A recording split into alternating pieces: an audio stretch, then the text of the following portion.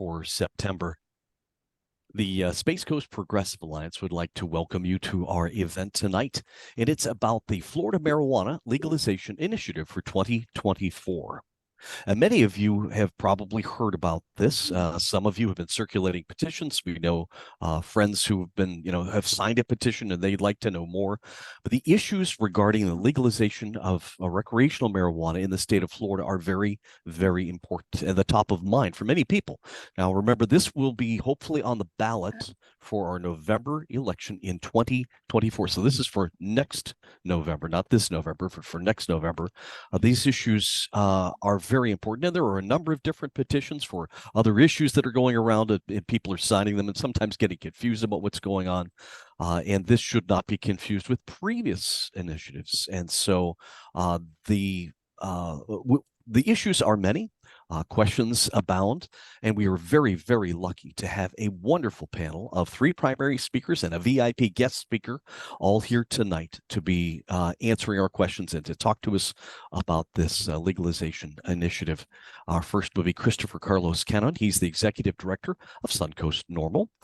Jody James, President of the Board of Florida Cannabis Action Network. Carlos Guillermo Smith, former Florida House Representative from 2016 to 2022 and a candidate for the Florida State Senate. And our VIP guest, Kendra Thompson.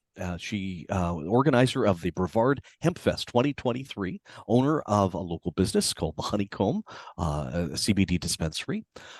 These 4 people together probably can answer anybody's question, can probably talk for hours and hours about this topic, and can explore the nuances of this subject.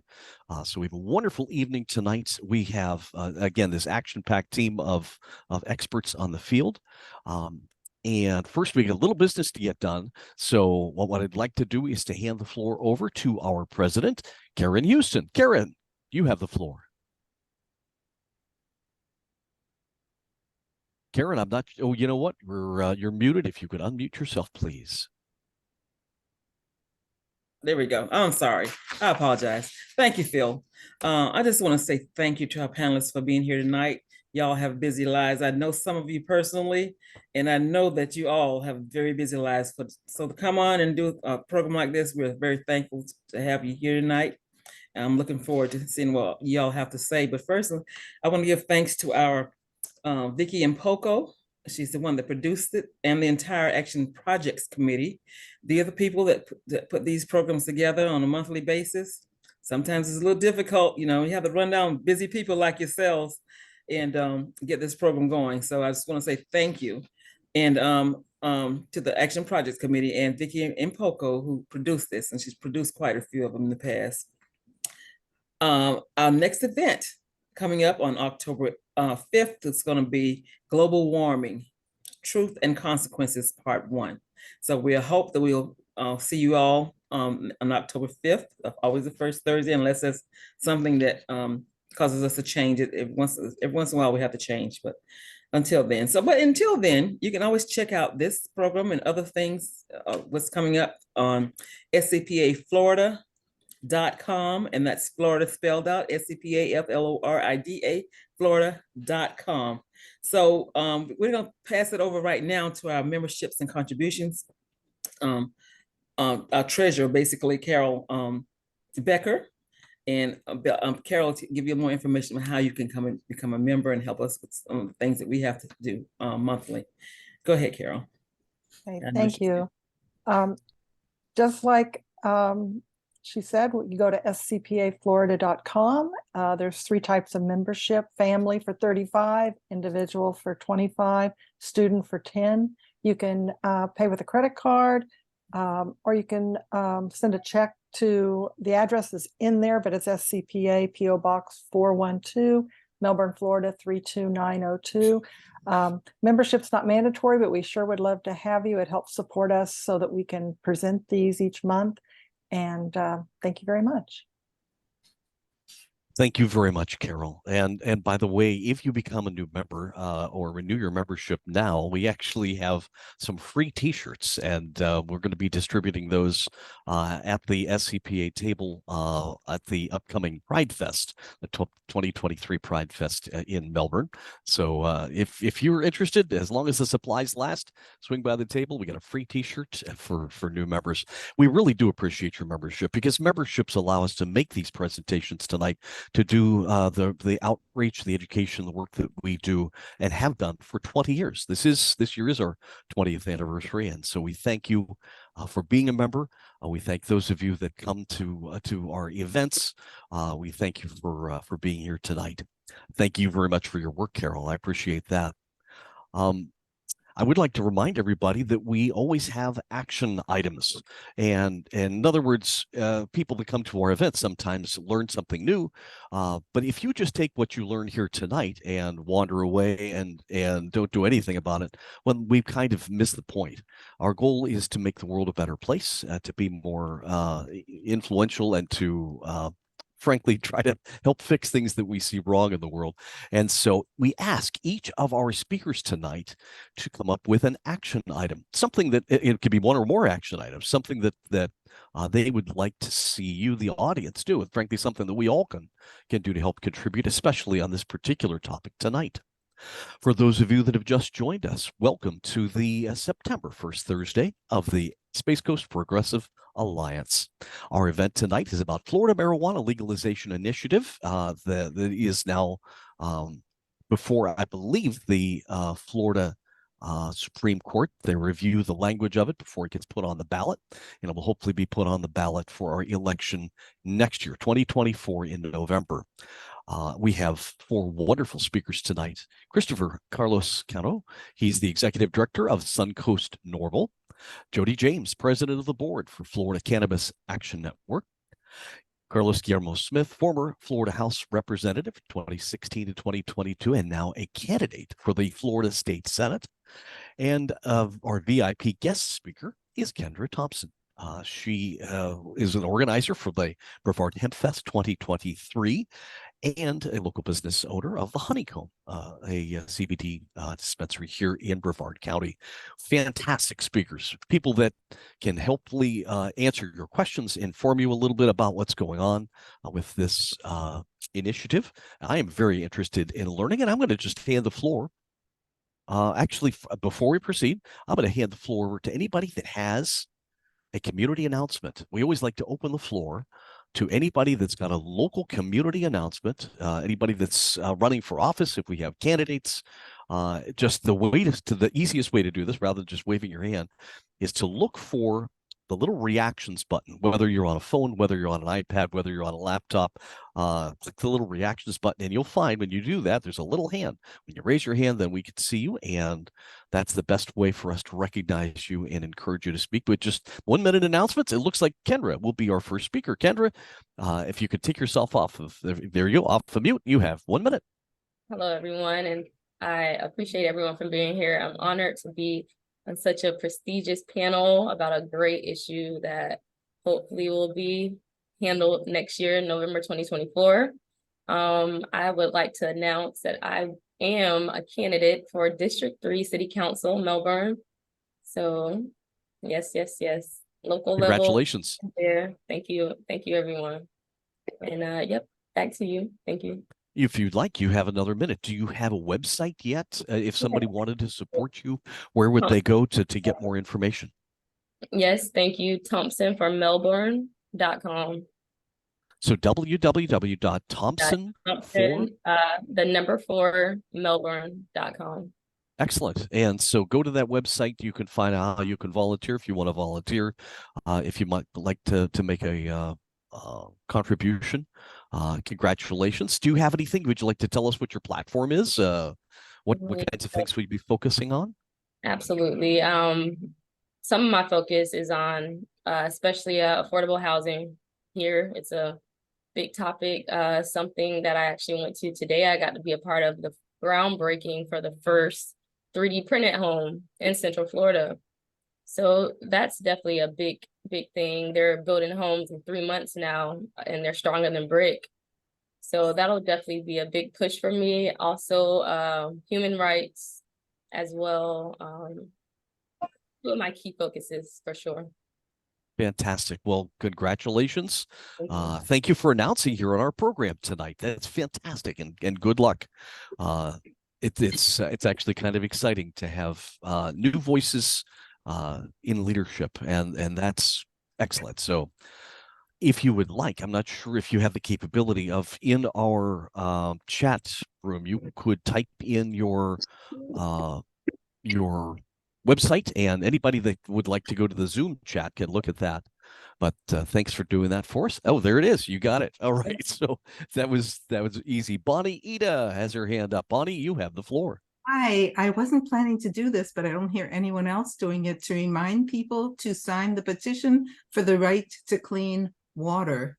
I believe the website is the right for clean water.org. You could go there and get the petition downloaded and sign it, or you will see lots of people around begging you to sign it. We need a lot. So well, Bonnie, would you like to tell us a little bit more about that initiative? It's very much like this. We're trying to collect enough petitions so that it can be put onto the ballot for 2024. Would you like to tell us a little bit more about that? It is a citizens initiative. The idea is this will give you standing to sue in the event that you are poisoned by bad water, or you see fish dying, or whatever happens. We have a lot of legislation out there, but we don't see it enforced. So this is to put some teeth in the legislation.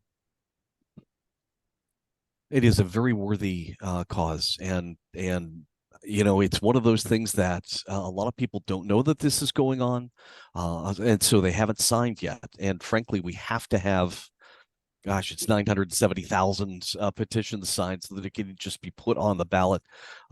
We know that people in the legislature have passed legislation that makes it harder and harder and harder for citizens to get things on the ballot.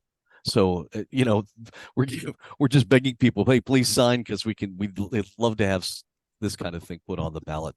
Is there anybody here that would like to talk about upcoming Pride Fest that's coming up on the 23rd of September? Do we have anybody that would like to talk about that? Any other community announcements? I don't see any hands up. Certainly, we certainly encourage folks to be involved in our community. And so I think, since we don't have any other community announcements, let's just proceed. Again, for those of you that have just joined us, you are on the Space Coast Progressive Alliance First Thursday event, Florida Marijuana Legalization Initiative 2024. And it's time for us to start with our very first speaker, and that is Christopher Carlos Cano. He's the Executive Director of Suncoast NORML. Christopher, you have the floor. Thank you, Phil. I really appreciate that. So first off, I represent the Suncoast Chapter NORML, as well. I serve on the board of directors for the National Organization for the Reform of Marijuana Laws. NORML has been around since 1970, fighting for the civil rights of marijuana consumers across the country. And we have chapters in almost every single state, including chapters even overseas as well, working to, again, reform these marijuana laws that have often targeted the American people rather than actually do anything to win the war on drugs. And so I want to start off tonight as we try to examine where we're headed here in Florida, but actually going back a little bit and giving folks the background on how we got to where we are today, both in Florida and this country. So I have a short 5-minute PowerPoint that I'm going to go through real quick and share on my screen. So I just wanted to give you all that heads up here. Let me pull this up. And let's do this. Okay. All right. So as we talk about criminal justice reform in this country and see things moving, it consistently butts up against what many have coined the new Jim Crow, which is the disparities that we see in the prison industrial complex in this country. And so as I go next, now, as you can see, where the war on drugs started here And then you see how the 94 crime bill resulted in a spike. You can see, this is where the private prison industry has really boomed. And then as more and more states have adopted the legalization of marijuana, we are, seeing change and a result in a significant drop in marijuana arrest. Even the Biden administration most recently put out a call for presidential pardons for those convicted of federal crimes. But despite all of that, we still see disparities when it comes to race and ethnicity in arrest, and even before it becomes an arrest, with people getting pulled over, with disparities in searches. And then you can still see disparities in the courtroom and in sentencing. And so again, the statistics are clear in this country that it is still dangerous to be Black or Hispanic driving with cannabis, even if it is legal in your state. And I always tell people, if you're in a state where cannabis is legal, you should treat it no different than an open container in order to best protect yourself and your civil rights. So again, this has been a long study, 20-year study conducted by Virginia, also University of Missouri. So there's a lot of different, higher education institutions that still show that statewide policies reducing cannabis do result in arrests. But again, decriminalization in adult use doesn't change policing in America. So we still do have a lot of work to do in that realm. And so this is essentially where we're at right now in America. Blue states are adult use or recreational use. The green states have medical marijuana statutes. The ones with a D also have laws that have decriminalized certain amounts of cannabis statewide in certain conditions and such. And then, of course, here in Florida, we also have certain municipalities and counties that have also taken upon themselves through their own civil citation ordinances to offer some type of decriminalization.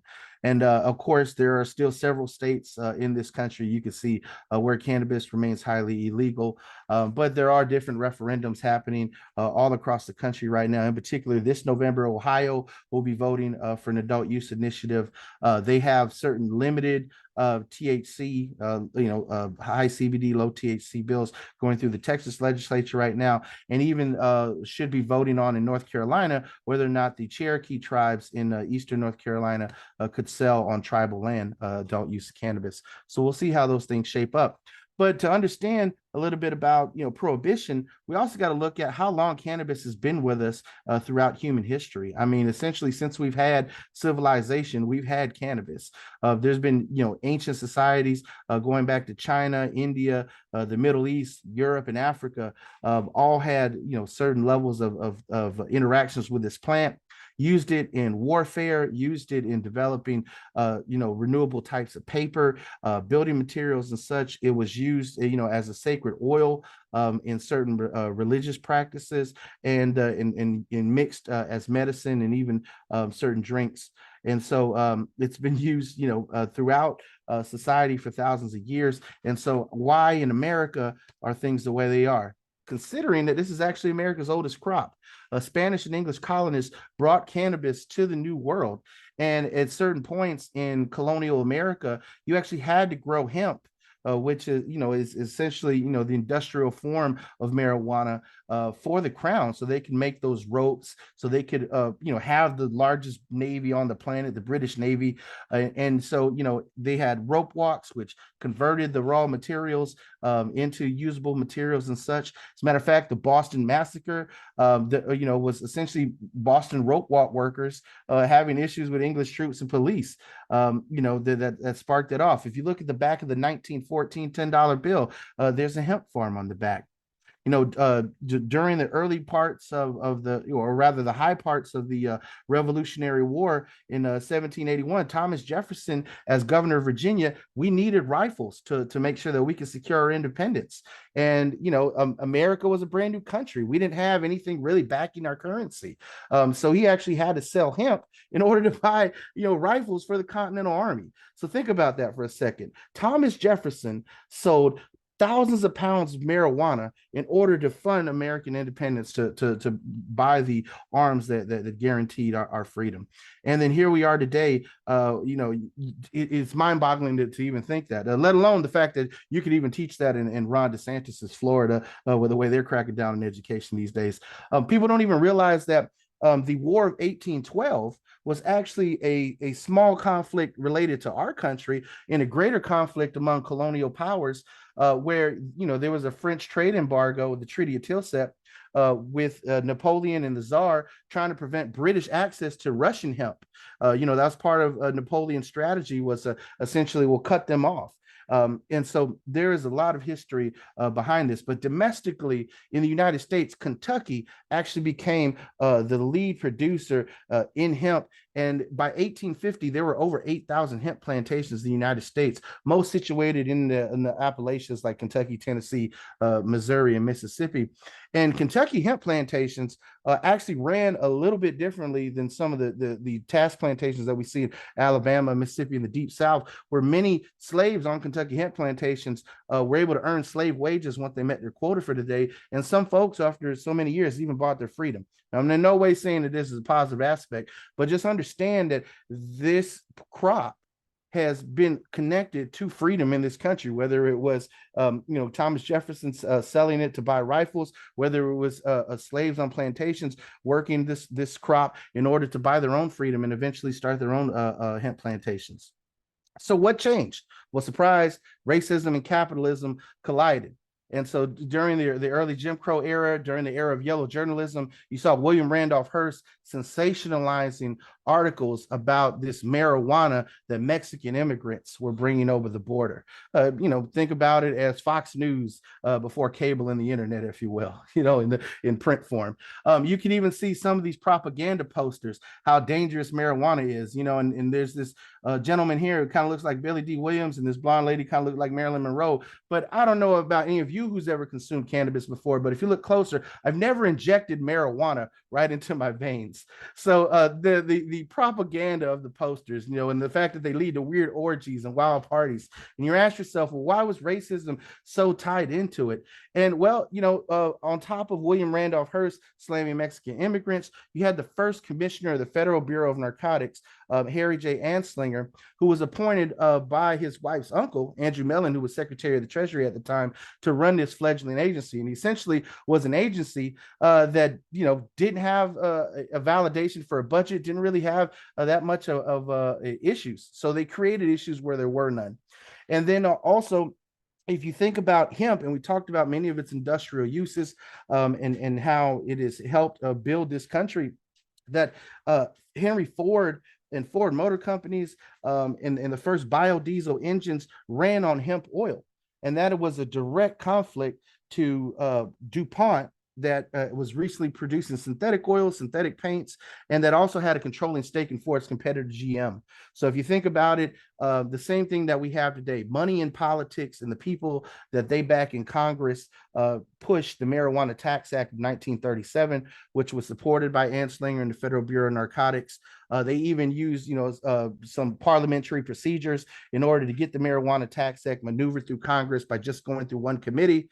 And essentially, the Marijuana Tax Act said that you could, essentially sell it, but you had to bring in your cannabis to get the marijuana stamp into a government office. And I don't know about you, but if you're pulling in wheelbarrows of cannabis into a government office, you're going to get arrested, which is why the Marijuana Tax Act was struck down in 1969 by the Supreme Court as unconstitutional. However, during World War II, the U.S. Department of Agriculture even produced a war propaganda film called Hemp for Victory, where they encouraged farmers to start growing hemp to get their marijuana tax stamps, so that way the U.S. Navy could, defeat fascism in Europe. And so with the Supreme Court striking it down in 69, the Nixon administration came back hard in the 70s with the Controlled Substances Act.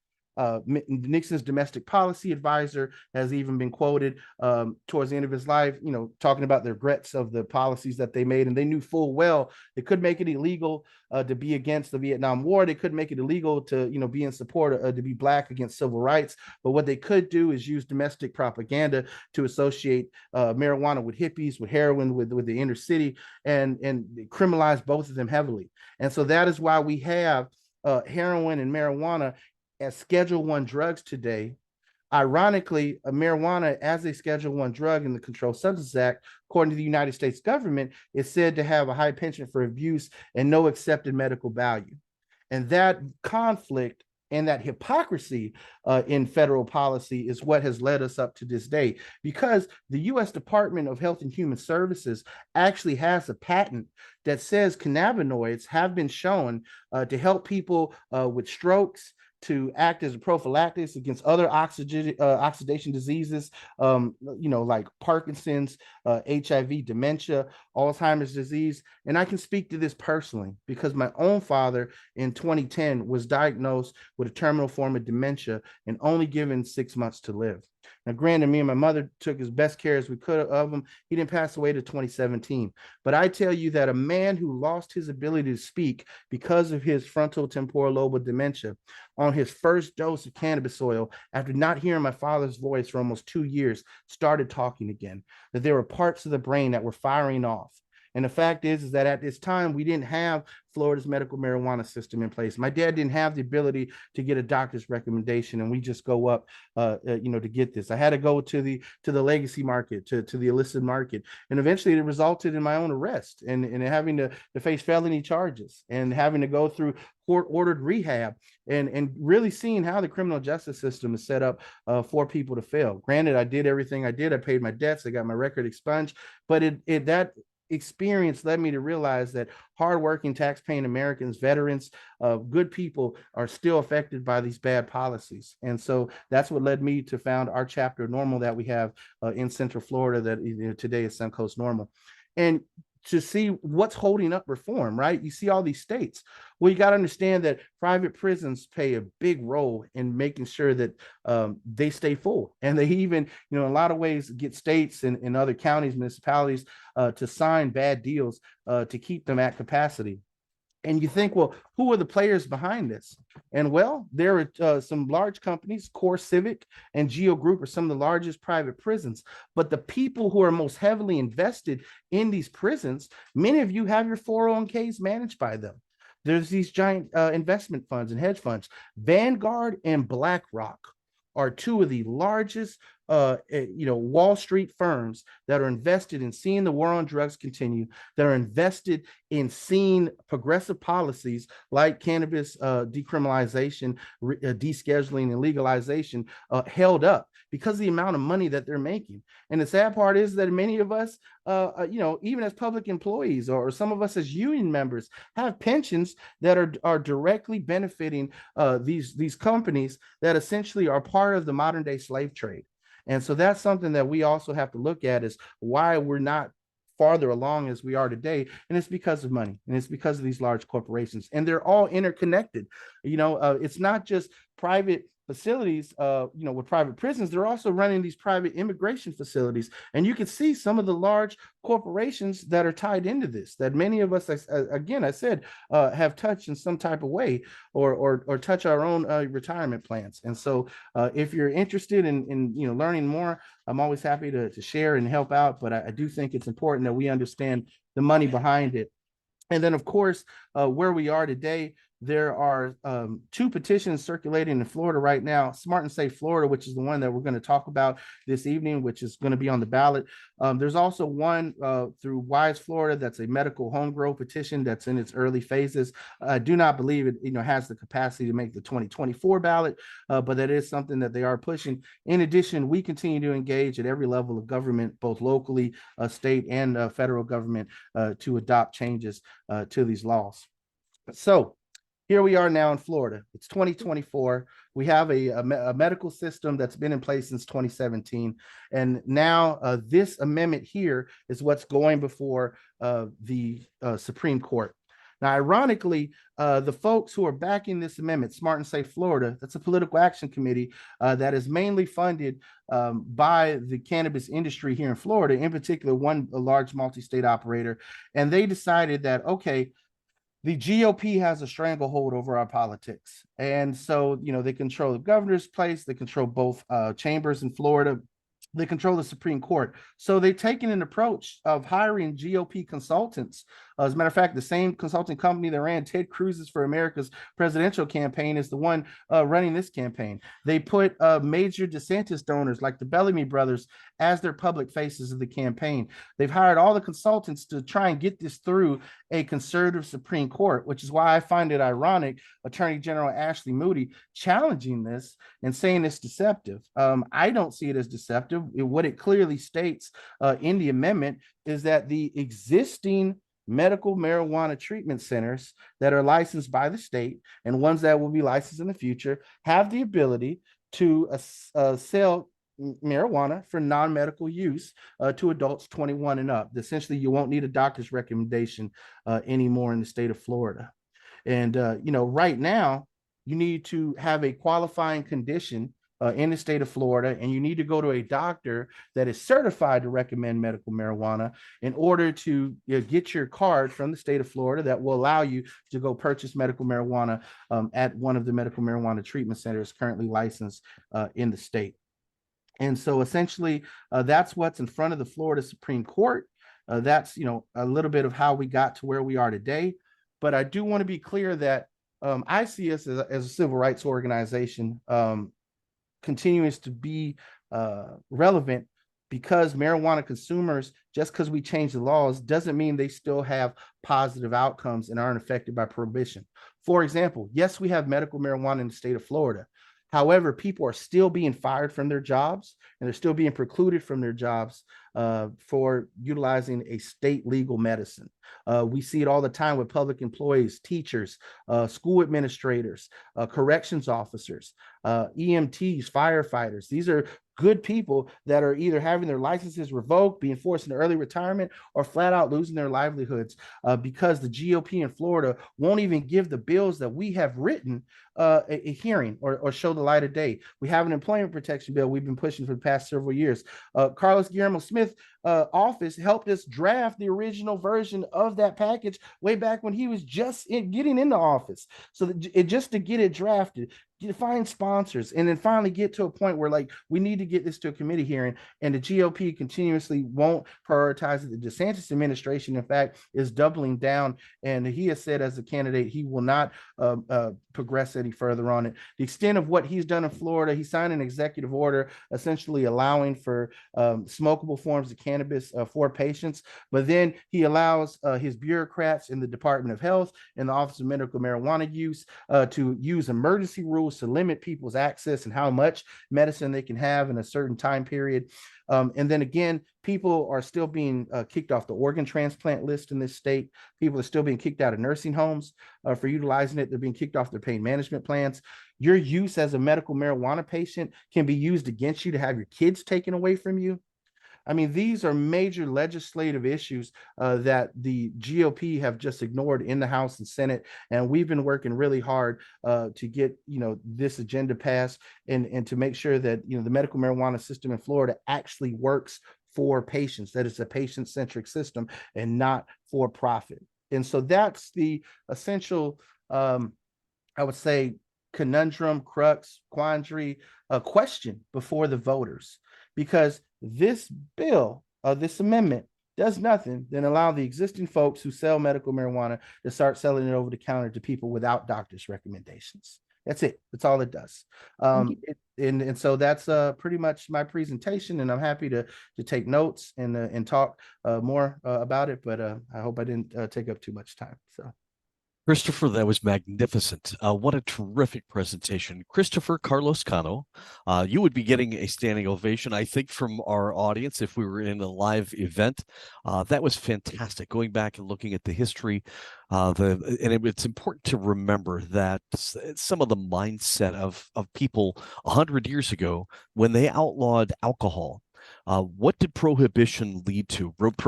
Prohibition led to illegal activities, organized crime, deaths. We learned a lesson, and they revoked prohibition, right? We learned the lesson there.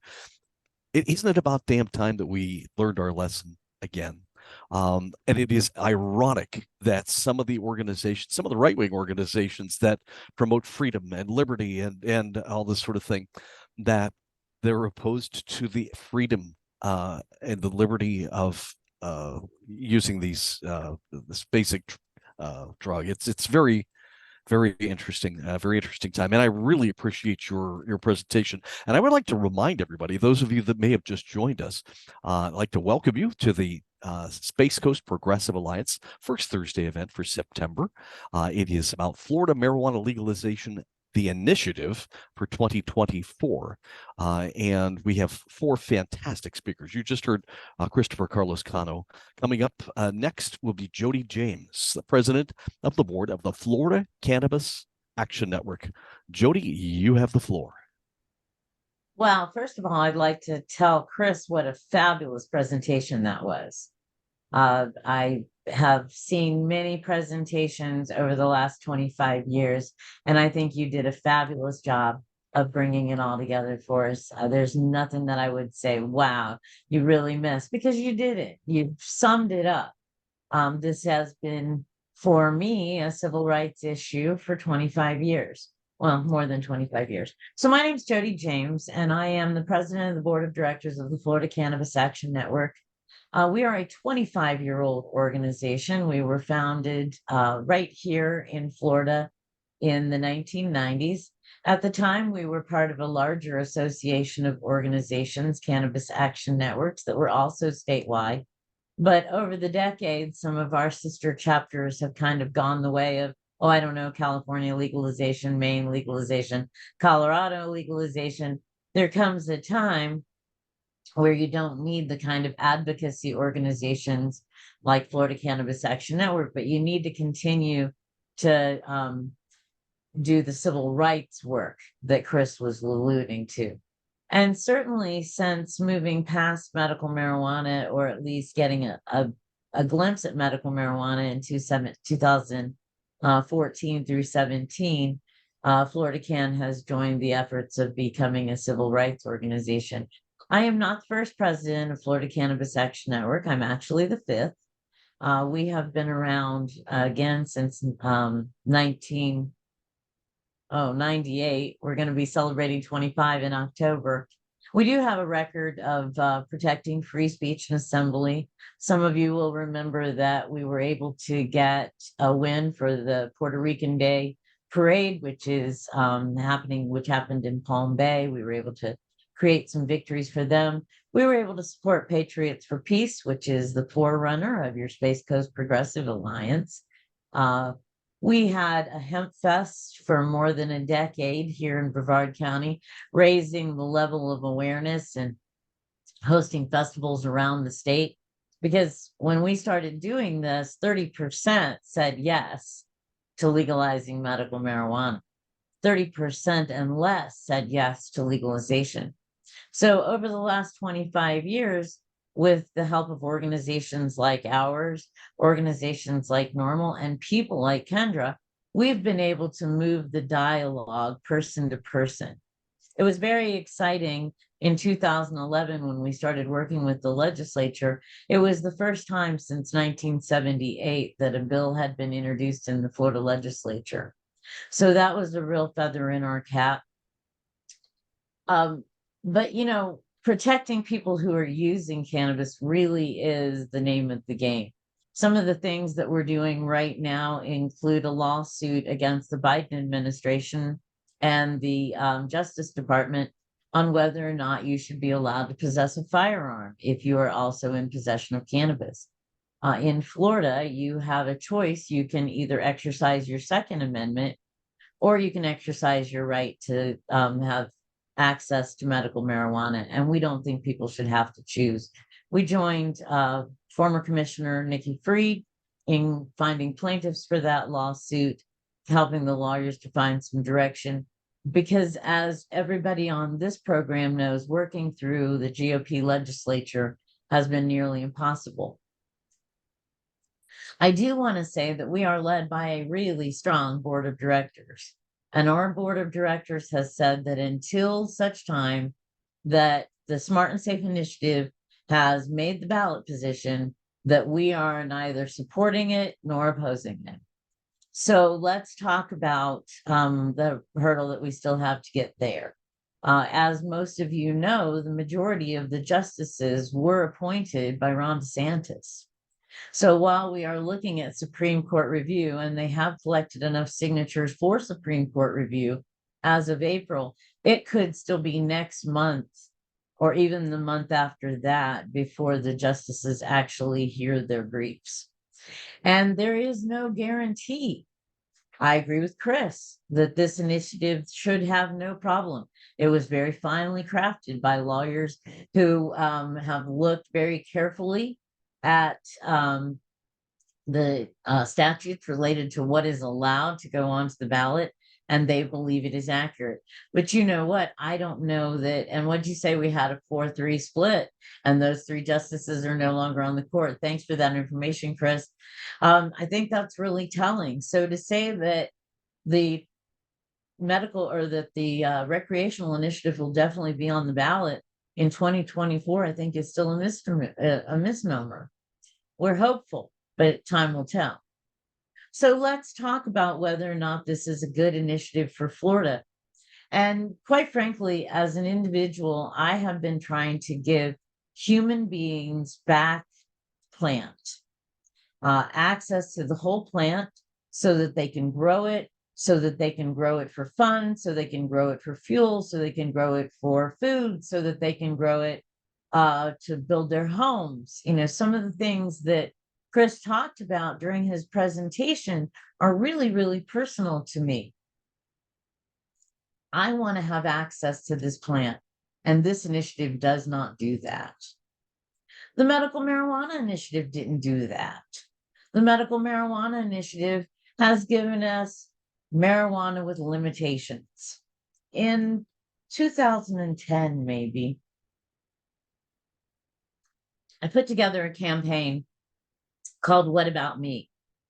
I was standing at a concert with 2 people who received more than 300 marijuana cigarettes each from the federal government every month. And I wanted to know, what about me? What was so special about them that they could have 300 marijuana cigarettes and I couldn't? When the medical marijuana initiative passed in 2016, and you started listing all of those conditions, my condition, spasticity, wasn't on there. And so I had to go find a doctor who would qualify me as a like condition. So what about me?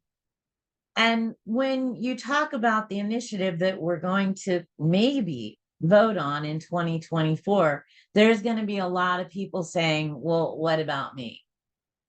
There's going to be a lot of people who may very well be excluded from being able to be in the marketplace of cannabis. Right now, there are 22 license holders, 24, I guess, if you count the 2 Black farmers licenses that have been recently awarded. There are 22 more.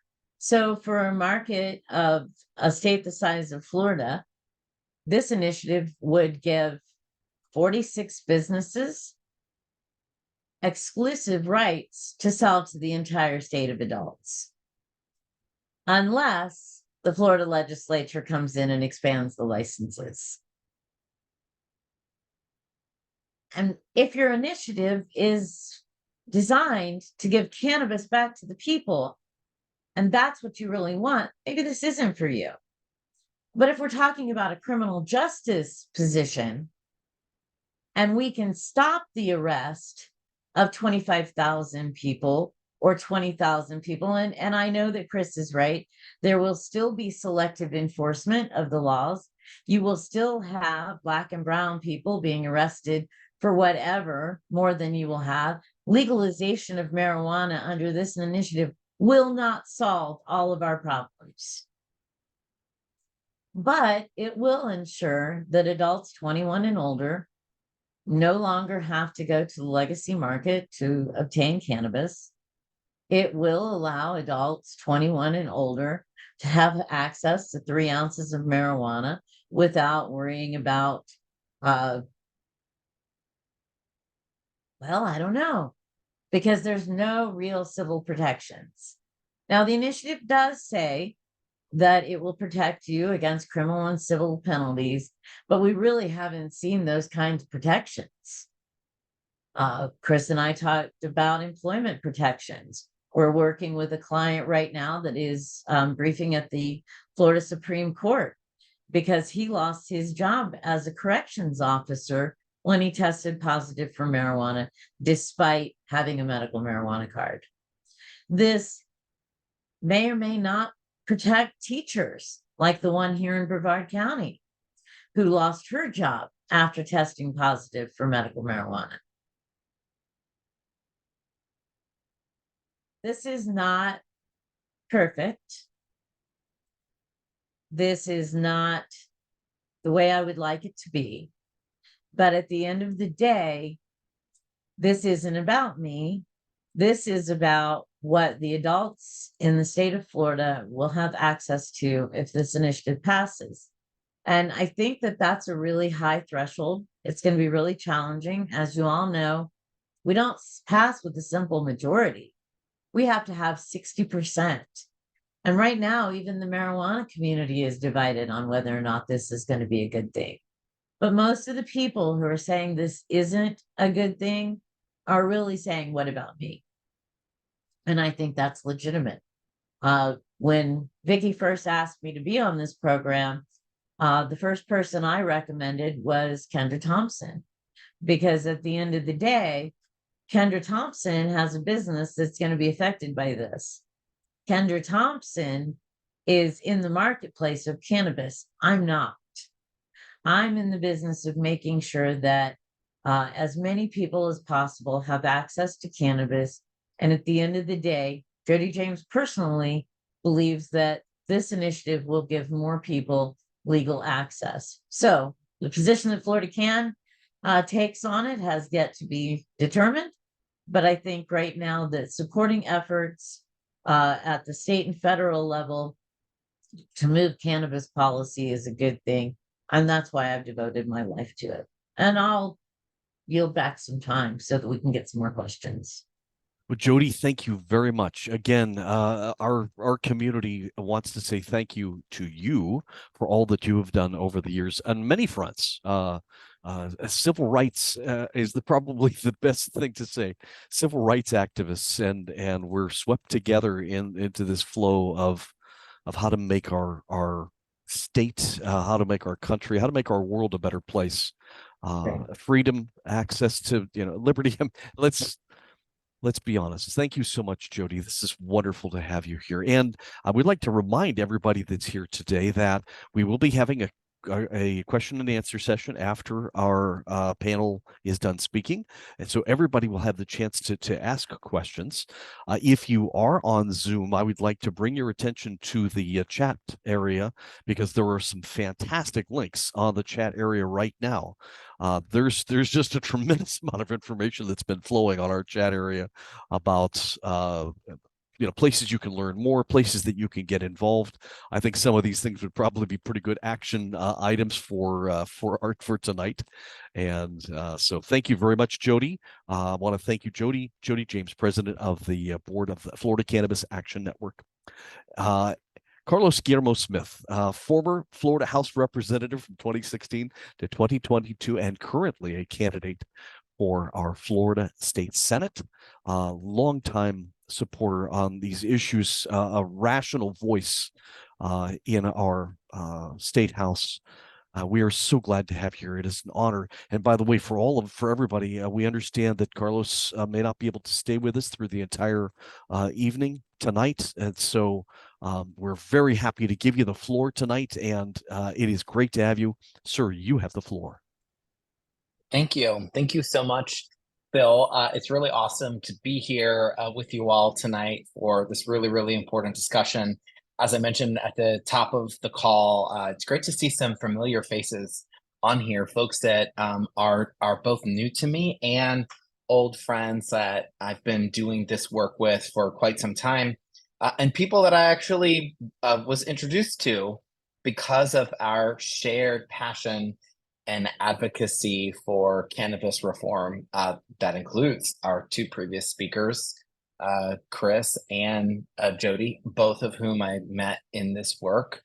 Many other people. I see Dr. Barry Gordon has just joined us from Venice, who I also met for the first time at a press conference in 2017, talking about how the legislature had really messed up the implementation of the medical cannabis constitutional amendment at the time.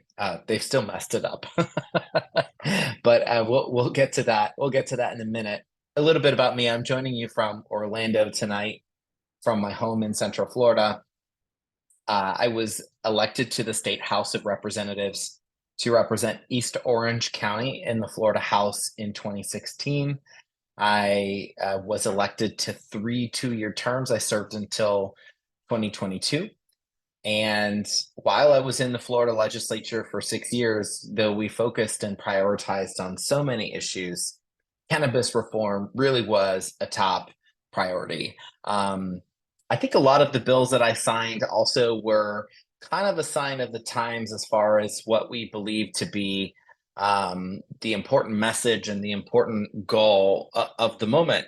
The first year that I was a lawmaker in the Florida House of Representatives was the immediate aftermath of the passage of the medical cannabis constitutional amendment. So as a freshman lawmaker, I was there in the legislature as an eyewitness to how the state decided to thwart the will of the voters in so many different ways,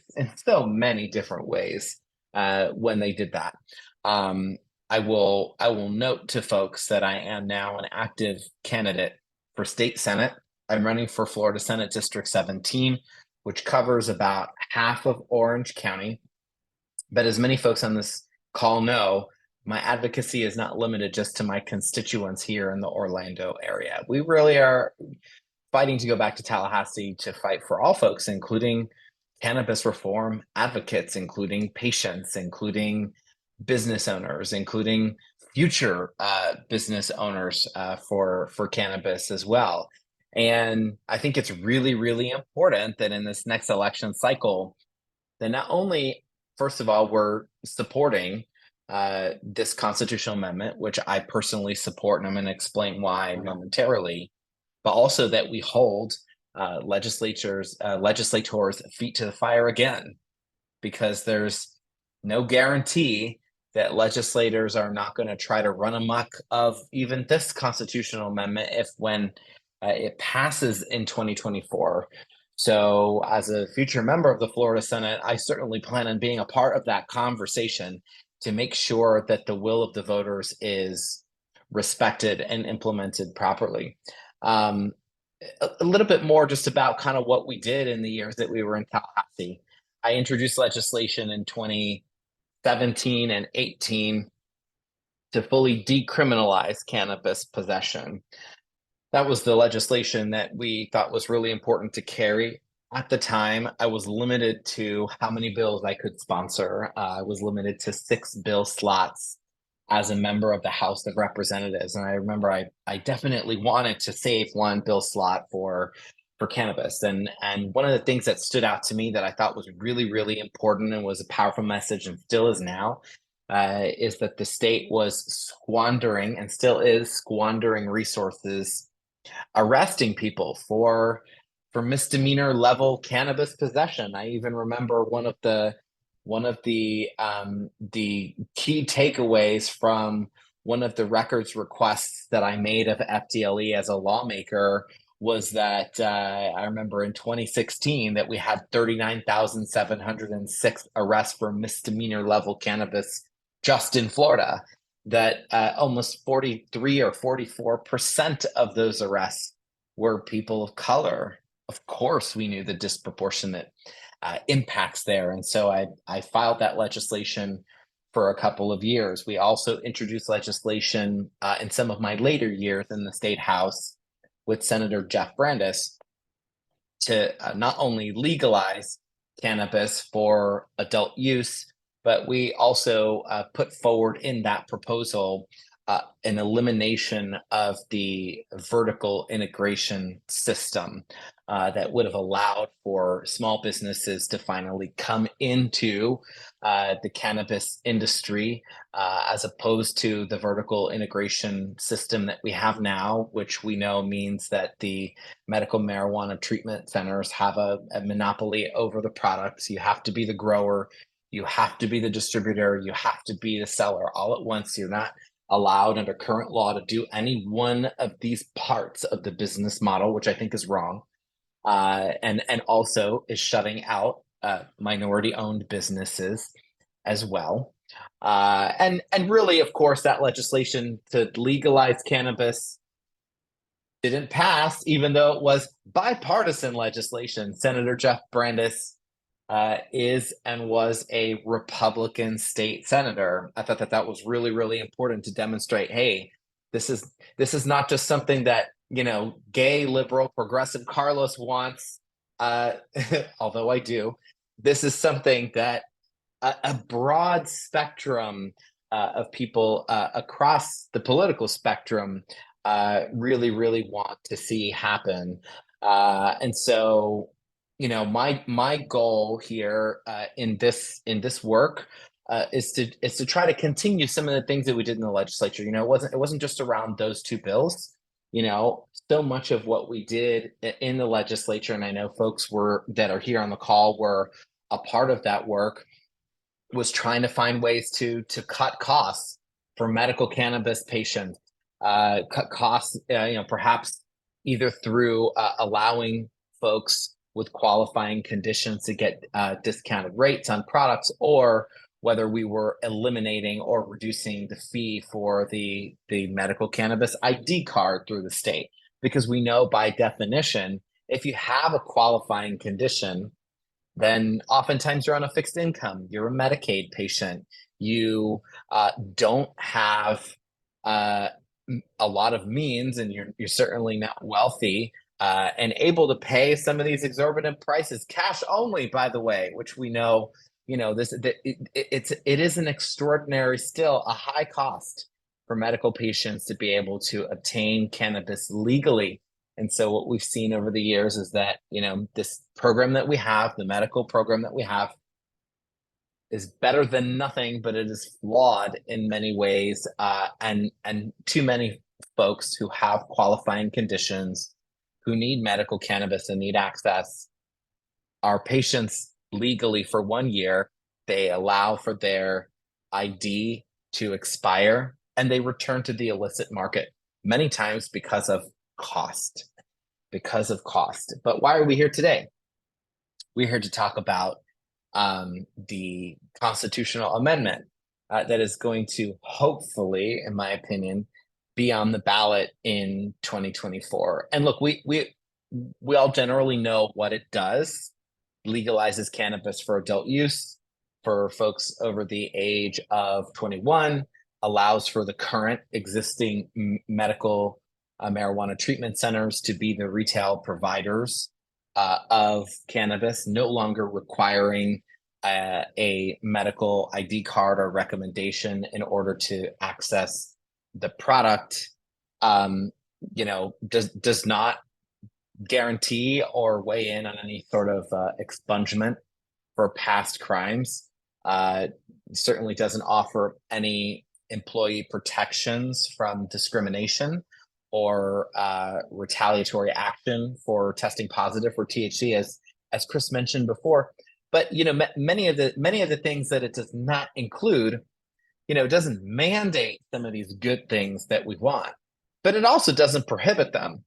It doesn't prohibit the legislature from coming in and saying, yes, we do want to protect those medical cannabis card holders from having their license revoked through the state, or from being fired from their job.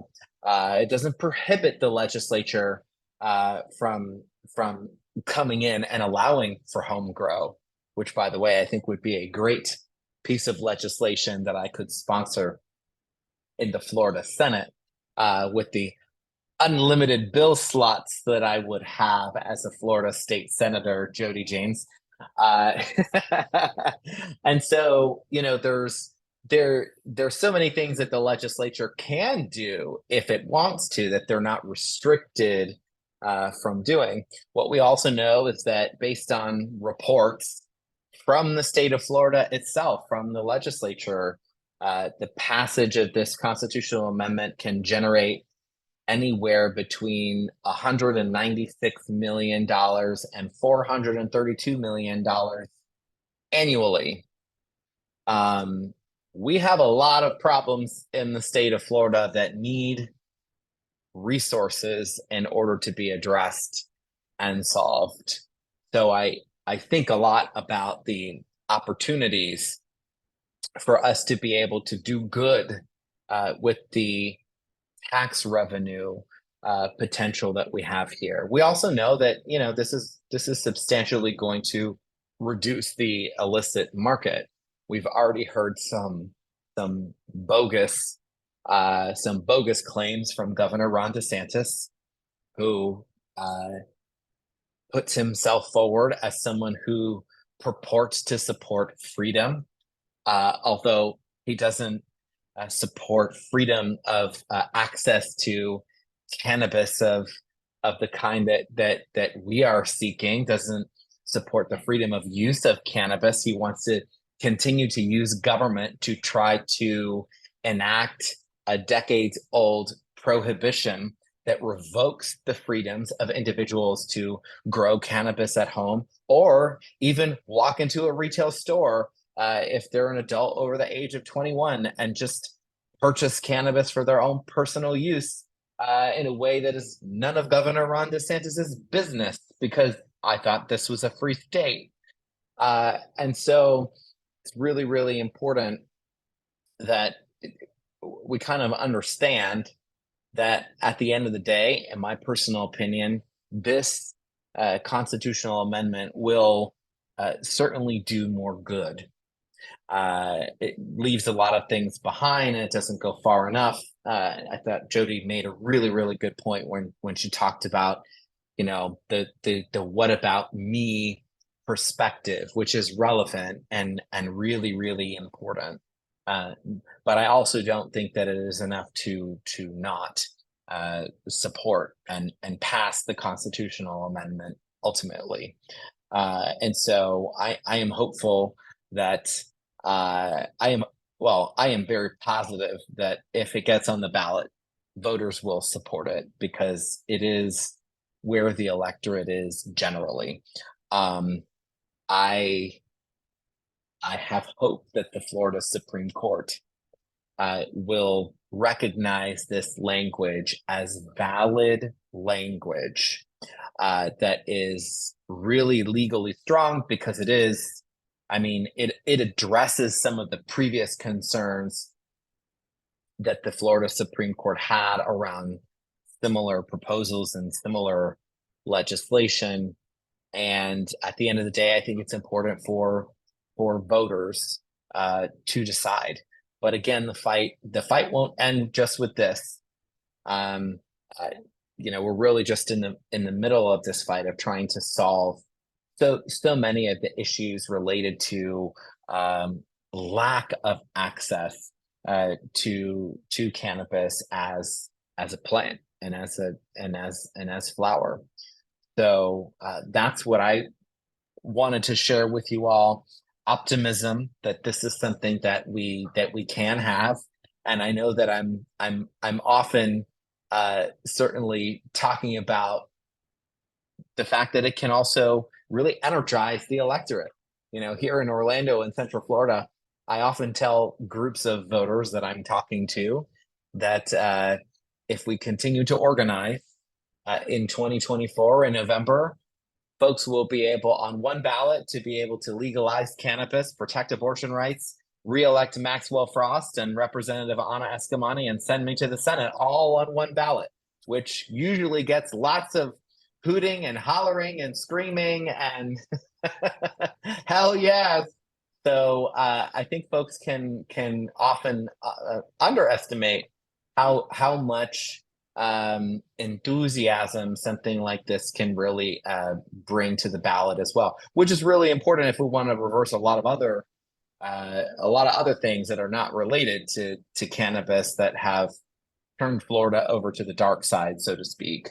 And I'd also be remiss if I didn't applaud the Biden administration's recent recommendation to move cannabis off of being a Schedule 1 drug to Schedule 3 under the Controlled Substances Act. Of course, this is a recommendation, isn't a guarantee for an outcome, but it seems like we are certainly moving in the right direction on descheduling cannabis at the federal level, which, by the way, can do so much to really expand access to cannabis nationwide, reduce, certainly prosecutions under state and federal law, but also help out a lot of business owners all over the country that currently can't claim any of their business related expenses in the cannabis industry because of this federal prohibition, and it's limiting their ability to expand their operations.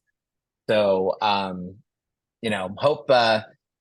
very hopeful about this constitutional amendment. Really grateful to be a part of this conversation. And in just a few moments, I will share in the chat, not my action item, although it is an action item.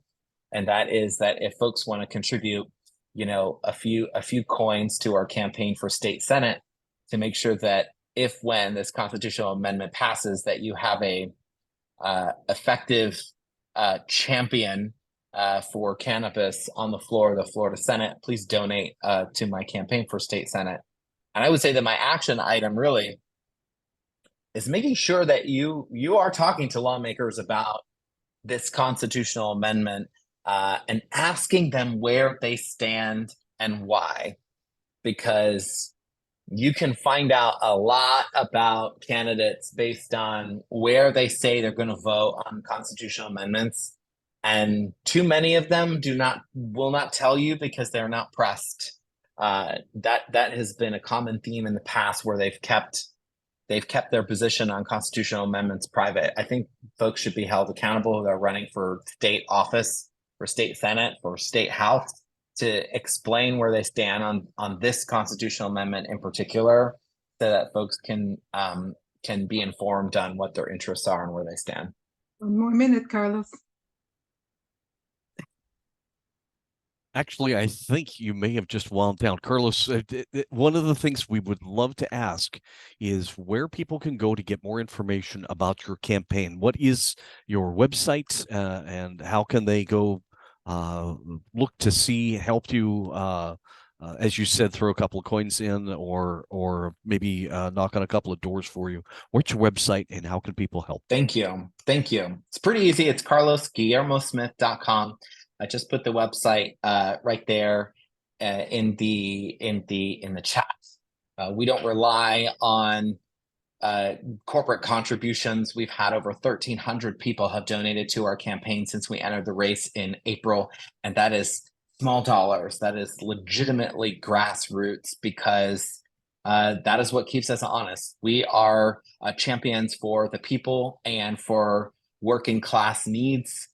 We don't want to be beholden to the giant corporations, the FPLs, the utility companies, the big sugars of the world. It's really, really important that that grassroots continues to be what funds our campaigns. So any support would be appreciated.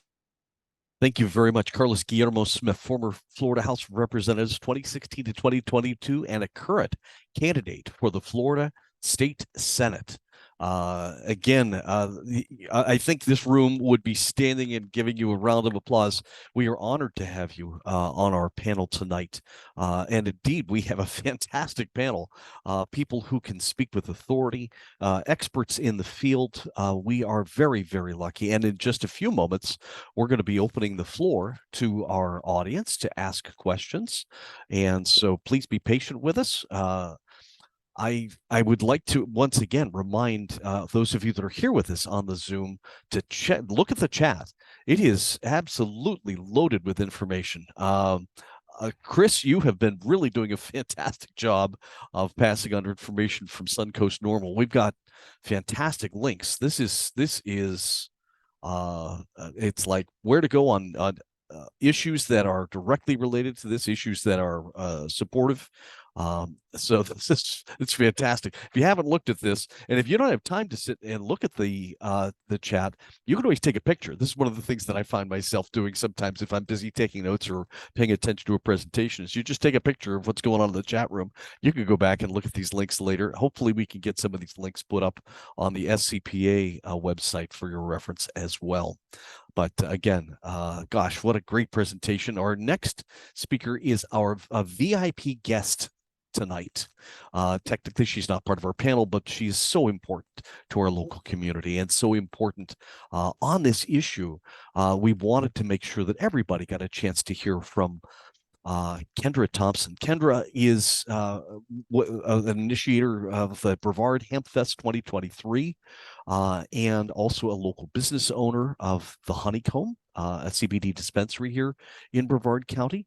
And she's got some really interesting stories, interesting personal perspective on this issue. And I'm going to hand the floor right over to Kendra Thompson. Thank you so much. I appreciate that, Bill. Ladies and gentlemen, good afternoon, everyone. I'm so honored to be a part of such an awesome issue that we're all being faced and challenged with right now. I have hopes for this. It's already on the ballot.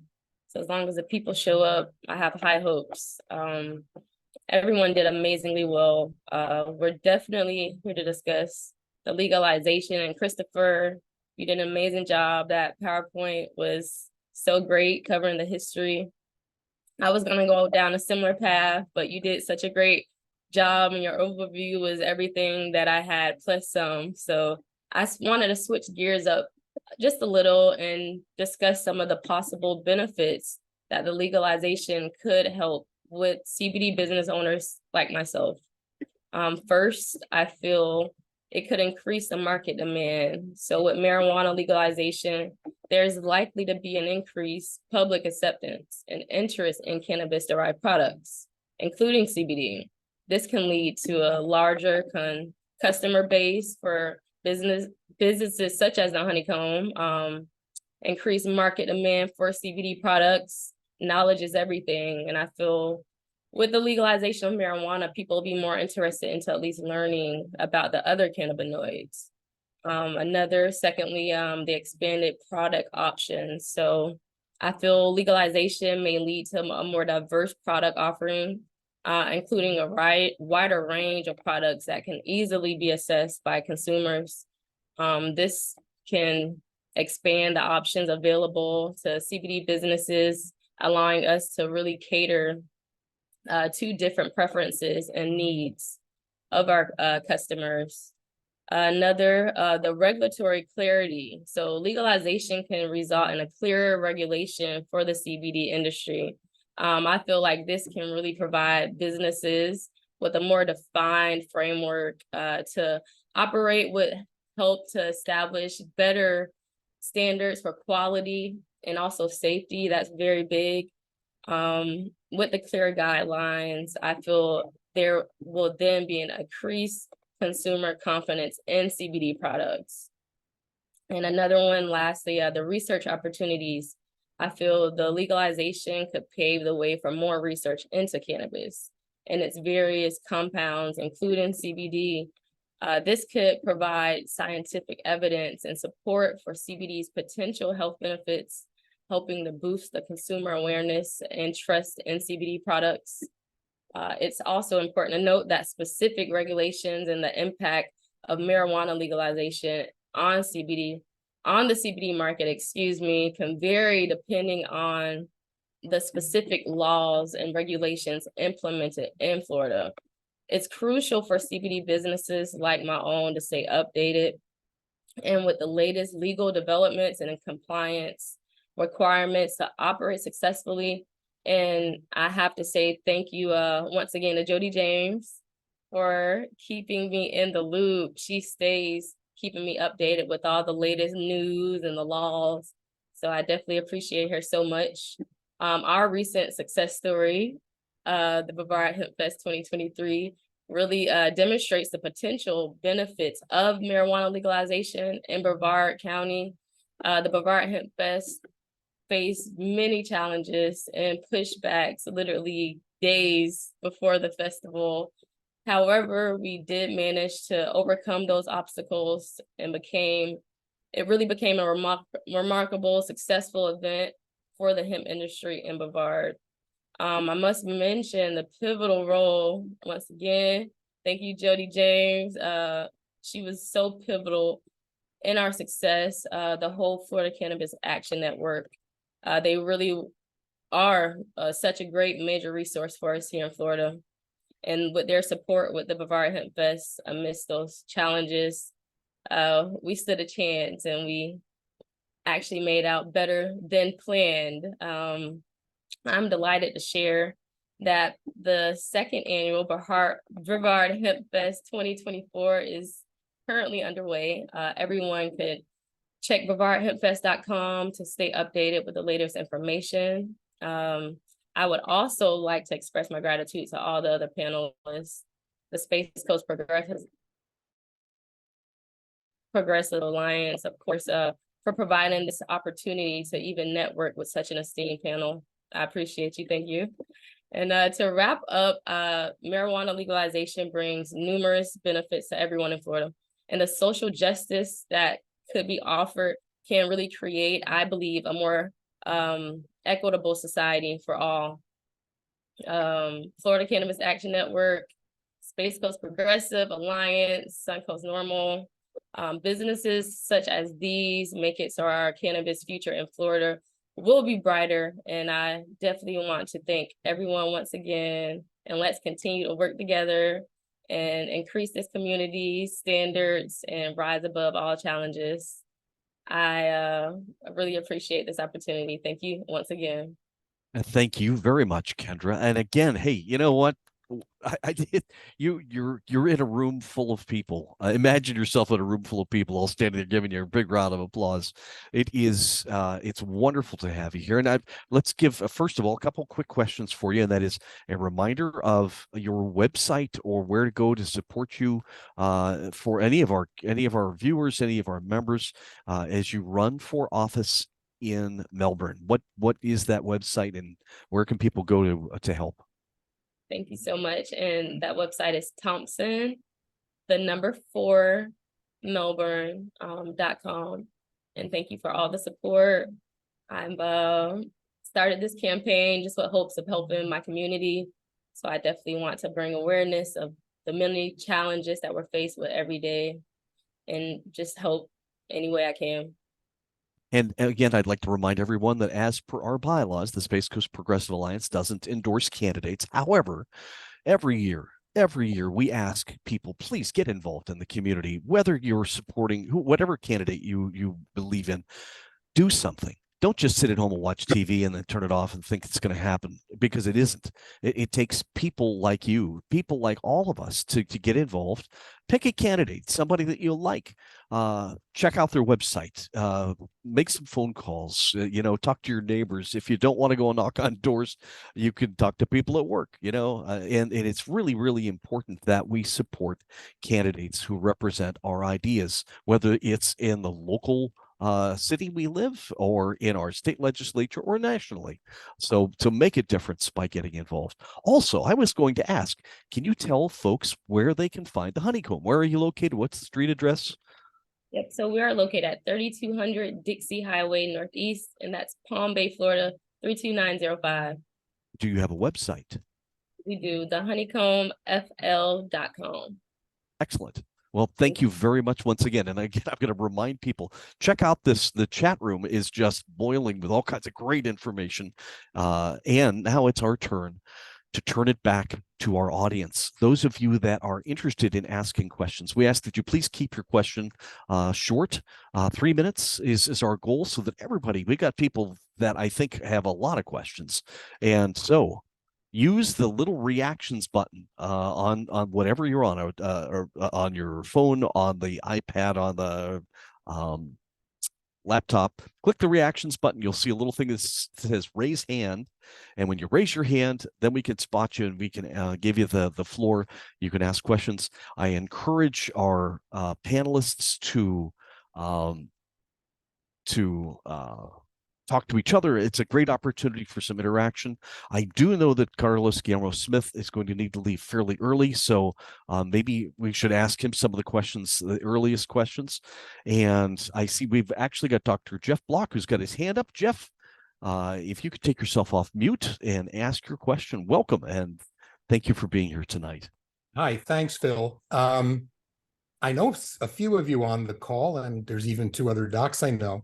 And I actually have 2 questions, but I don't want to take up too much time. So I'll address the first one then to Carlos Smith. Thank you for mentioning last week's Health and Human Services recommendation that started a full year ago when the Biden administration asked to reevaluate it.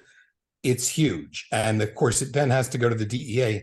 The reason I'm commenting on it, Phil, and everybody on the call, is that means that we don't do certifications, we do legal prescriptions, and it requires this, as any other drug that would be legally prescribed, to be taught about in our medical schools. So it facilitates not only the education of it, but it greatly facilitates research in cannabis. And I think that's always been a main goal as Florida's expanded. That's my comment. So thank you again, Carlos, for bringing that up. But I do have a question for the panelists at large, because I don't know, I think it may have been Jody, but maybe Chris, who I know from previous calls. You flashed up the constitutional amendments full text. So my question to you is, right there in the small print that I had to enlarge to read it, my eyes aren't so good. It says under public policy section 2, a physician shall not be subject to criminal or civil liability or sanctions under Florida law solely for issuing a physician certification with reasonable care to a person diagnosed with a debilitating medical condition in compliance with this section. Why is that in there at all if we're talking about adult use and not being part of the established medical cannabis program in Florida? Thank you, Dr. Block. And Chris, I don't know if you want to take that question. Well, I see Jody off mute. So Jody, I'll defer to you. And then if you want, I can add in. It's easy peasy. So really, this amendment actually shows the entirety of the language of the section that is being amended. So to answer Dr. Block's question, nothing about the medical marijuana statute as it was enshrined in the Constitution changes. They are just adding to it. So where you see, if you are looking at the 4 pages, the language that you see where there is nothing happening, that is existing language. If there is a line under it, it means it is changed language. If there is a line through it, it would be deleted. So that's why all of that remains, because it will remain in the Constitution. Thanks, Jody. And Carlos Guillermo Smith, did you want to respond to the thought about the larger picture of federal action? Well, I was just going to say that there are so many positive ramifications of descheduling cannabis that go beyond tax benefits for those in the cannabis industry. There's just so many positive things that can come from that. So thank you for sharing that and for reiterating it with this group.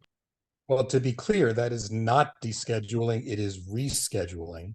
And the difference between, for those who are not familiar, Schedule 3 is very different than Schedule 2. Schedule 1 is prohibited, can't use it, no how, no way, and it's very challenging to research, while Schedules 2, 3, 4, and 5 are successively less controlled statuses for classifying cannabis. Schedule 3 does allow considerably less hindrance to researching and to distributing and for banking. So the other thing that is a consequence of that also is that Big Pharma would now legally be very interested in it. And when that happens, floodgates will open for business.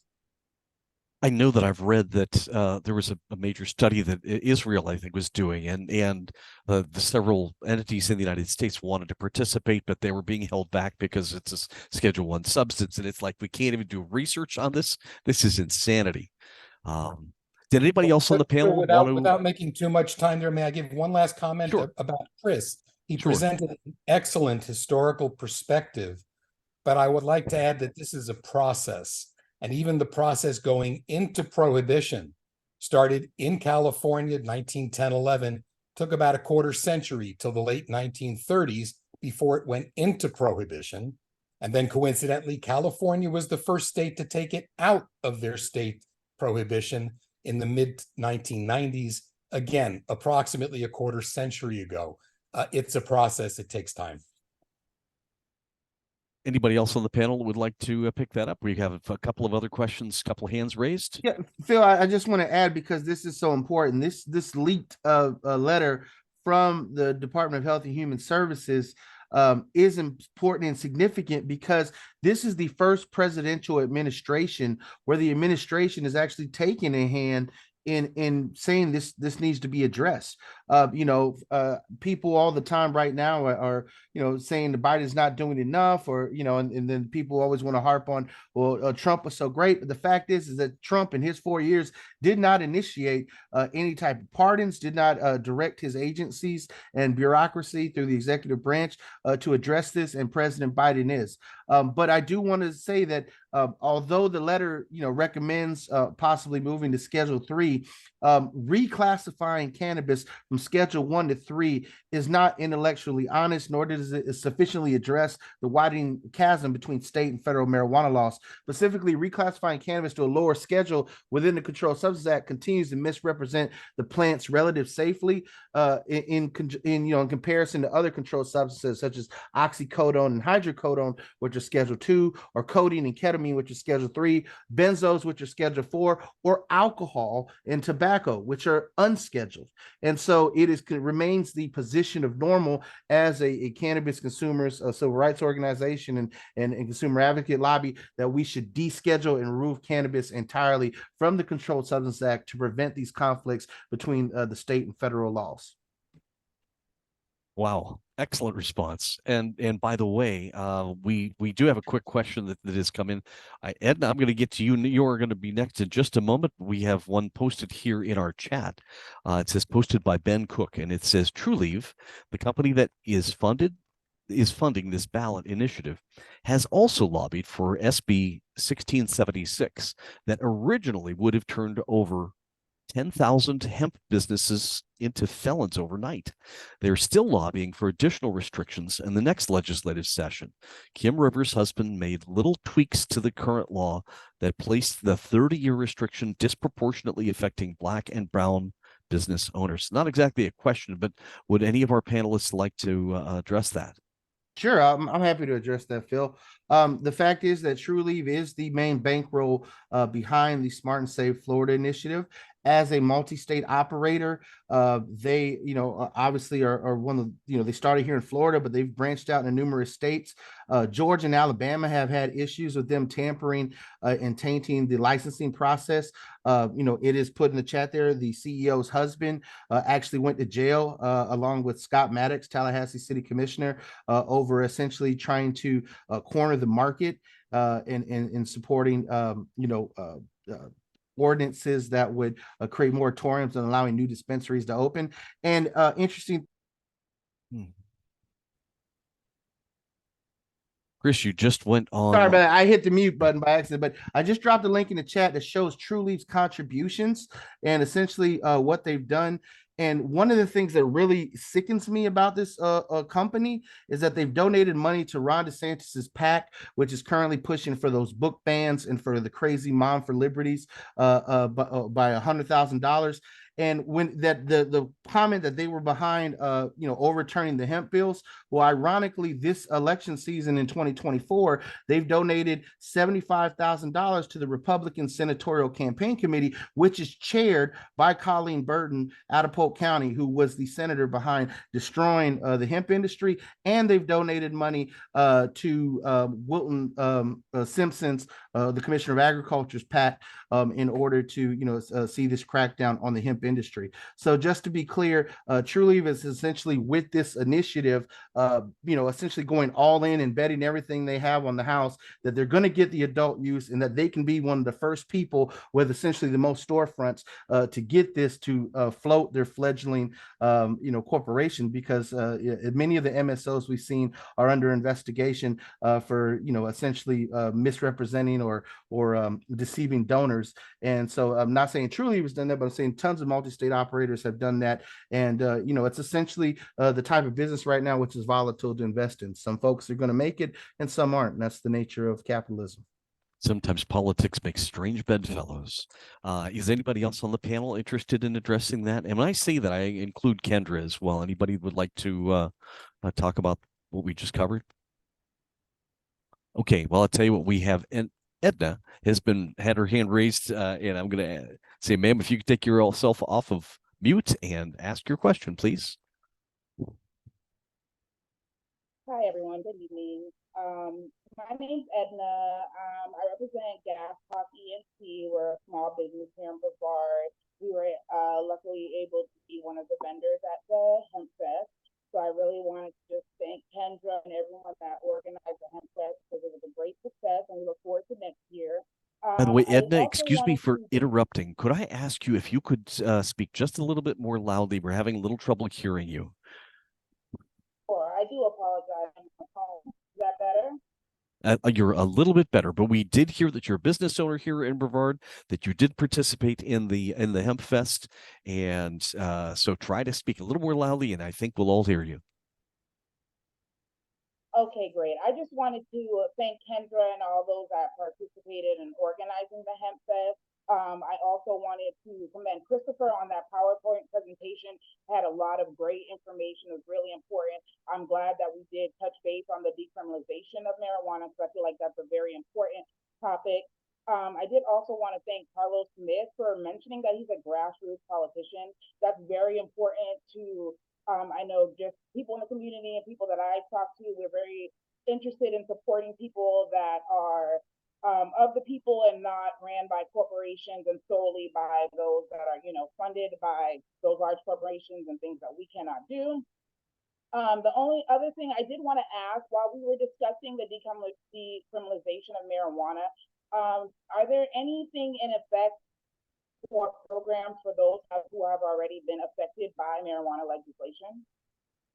In other words, is any of this going to be retroactive? Would it be can you help people that are already in jail or anything like that? Marijuana legislation, or for family members who have been incarcerated, as the laws are changing, is there anything going into place that would help those people in our community? Not sure who would like to take that question. I will jump in, Edna, and say that it is not included in the constitutional amendment, but again, it is not prohibited by it either. So it's incumbent on those state lawmakers and state representatives and senators to be able to continue to bring those types of policies and proposals forward to try to get those passed, even when we do have a legislature that is not as sympathetic to those issues, unfortunately. Anybody else on the panel that would like to address that? I just dropped a link to a federal bill that is co-sponsored with bipartisan support from Dave Joyce out of Ohio and AOC out of New York that will allocate $20 million in federal funds to help with state level expungements. But again, this is something that hasn't passed yet. And with a divided Congress, that still remains to be seen if we can get something out of the House. Chris, you are amazing. That what you've just posted is very informative. Wow. Edna, can you see the chat area, Edna? I can. I've been writing down lots of links, saving them throughout the meeting. Yes, I can. Thank you. Excellent. I will also mention that some of the MSOs, the multi-state operators, have put money into funding for the Last Prisoner Project, which deals with bringing the incarcerated home. And we have also seen Minorities for Medical Marijuana organizing clinics to help people who have had felony convictions get their rights restored. So certainly I would plug Minorities for Medical Marijuana in the work that they are doing. And if you've got someone who has a previous conviction, I would send you that direction for one of their clinics so that we can get those rights restored. Okay, great. Thank you. I'm glad that there is something in place. Because just as we were discussing all that money that could be possibly made, we should be allocating some of those funds, to people that have already been affected by it. Thank you so much, Edna. We appreciate your question. And we do have another question from Barry. He's got his hand raised. Barry, you have the floor. Yep. Thank you so much. So my name is Dr. Barry Gordon. I'm actually a practicing medical cannabis provider here in the state of Florida. And I'm really honored to know everyone on your panel, quite frankly, and listen, proudly have worked along as Carlos called me out. So we go back, but thank you so much. The Progressive Space Coast Alliance, want to get it right. Space Coast Progressive Alliance. And Carlos will tell you, and I'm a proud Carlos Guillermo Smith supporter. Can't wait to see you on Thursday, Carlos, at your Sarasota, Florida event over here on the West Coast. But all progressives need to unite. And given the opportunity to join you over on the Space Coast, it's an honor to be here. Thank you so much, Chris, for an awesome presentation, Jody and Carlos as well. My question to the panel will be, how is it that we're going to make sure that we protect medical here in the state of Florida as we go forward with legal adult use? And the point here in Florida, and I'm honored to say that I have probably about 8,000 patients in the program here in the state of Florida. We see it all, and we see the benefits every day of patients giving up their pharma. We like to call it turning pharma vegan. Nobody that comes in to see me wants more narcotics, more pharma impact. Everybody wants literally three things. They want to feel the best they can. They want to do it the safest, most controllable way they can. And they want to be legal in doing so. But there's a difference between medical grade cannabis, which is not only THC, but thank you so much for and I apologize for not remembering our fourth presenter's name, but for discussing CBD and the other magical components of the cannabis plant, because it truly is the combination of all the cannabinoids that leads to the magic of what makes cannabis medical. But what also makes cannabis medical are the patches and the creams and the tinctures and the edibles, of course. I like to joke that I have suppositories for my politicians that I don't like. But suppositories can be critical for prostate cancer and for ulcerative colitis and Crohn's disease. So we need to hold our MMTC's feet to the fire to make sure that they continue to produce the medical grade product. And I know my concern as a physician that as we go forward with legal adult use, that medical can be left behind. We've seen that happen in other states. I want to make just two comments, and you can book it. And I guarantee you it's not as good a bet as my Cleveland Browns not having a Super Bowl by the next time I see my patients, which is in March. We know that's not going to happen. I don't believe that the Supreme Court is going to approve the initiative, and I believe it'll be politics that's going to keep it off the ballot in 2024. There's already going to be an abortion, of course, drive of Democratic and hopefully young Democratic, all progressives, all women, all men that support, women's health care rights. I'm an emergency physician, believe me when I tell you. But I think when you add in legalization of cannabis, to that, that's going to be way too many Democratic, boots on the ground to the polls. And I think it scares the shit out of them. And I think what's going to happen is, and I don't think it's going to happen in this year's legislative session. I think it's going to happen in next year's legislative session. And my second comment, and I tell every patient this, there are ways to preserve medical in two ways that I know for sure. One is we need to keep our taxes at zero, because I know one thing that's going to happen with legal adult use is that there's going to be a tax. Everybody knows that. And we're untaxed. We got to keep that. The second thing is that we need to preserve the quality of the medical product, because we know they're going to cap the quantity. Somebody already mentioned tonight the 3 ounce limits on adult possession. How they're going to track that is hard to say. They may do green card medical, red card rec. we know the state's going to want revenue, and we know they're going to want control. That's two things we know.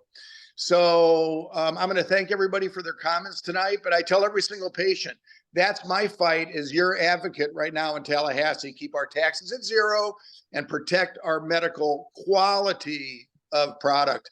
But to the panel, how can we do that? How can we make sure that we're holding the MMTC's feet to the fire as we go forward to protect our seniors, to protect our veterans, and to protect our medical patients that need the appropriate product?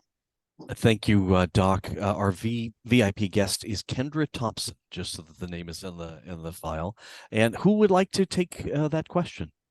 I'll jump in a lot of first and questions. say, I'll jump in first and say, you know, I think it's really, really important that we protect the medical cannabis program, even in the event that the constitutional amendment makes it on the ballot and hopefully ultimately gets passed. I think that's really, really important. And we can look to states like Colorado and others that have separate and thriving programs, medical programs, and obviously adult use, a thriving industry. Certainly keeping the product tax free. I think is a really, really important incentive for medicine, because you just can't tax the medicine. So that's going to be an important incentive that keeps it thriving. But I would also look to the advocates as well, as someone who seeks to be a policymaker. Again, what other states have done to keep the medical industry thriving while coinciding with the legal adult use industry as well. I also do want to address one of the questions in the chat, which is an important question, and one that I appreciate, about whether or not I have received contributions directly or indirectly myself from TrueLeaf. And yes, I have. And what's really interesting about that, just like with anything, is that so much of the legislation that we have brought forward has not been aligned with the priorities of TrueLeaf. Just to give a couple of examples, requiring that medical cannabis providers have a sliding scale of pricing for consumers that are low income and have fixed income, and obviously inability to pay for the products because they're too expensive, not aligned with the mission of TrueLeaf. Eliminating vertical integration and pretty much releasing the stranglehold that some of the big medical marijuana treatment centers, all of them, have in the state of Florida, monopoly. Not aligned with the mission, certainly, or at least the interests of TrueLeaf as well. So I would encourage folks to look at people's voting records as well as contributions. And I'm curious, which state do you think has the best current legislation in the United States? Who has the best legislation that answers some of these issues that we've talked about tonight? And maybe I should put that to the whole panel. Is there a state that has solved some of these problems that we're talking about? I still like Maine. I like Maine's program. I've liked Maine's program from the very beginning. To answer Dr. Berry's question, one of the things that I have kind of been working on since visiting Maine is a piece of proposed legislation that would allow for cooperatives. One of the things that patients fear is that the medicine is not going to be available, that the quality of the medicine is going to change, and that the products that are going to be on the market are going to be geared towards a recreational user as opposed to a medical user. I was fascinated by the Maine medical marijuana program and the Maine recreational program. My husband and I both have medical cards here in the state of Florida, and one of the women we were traveling with didn't have a card.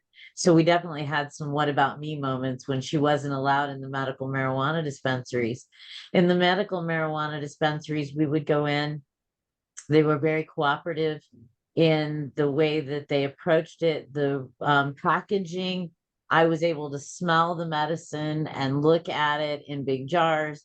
They put it in a little brown paper bag for me, and I left with my little brown paper bag.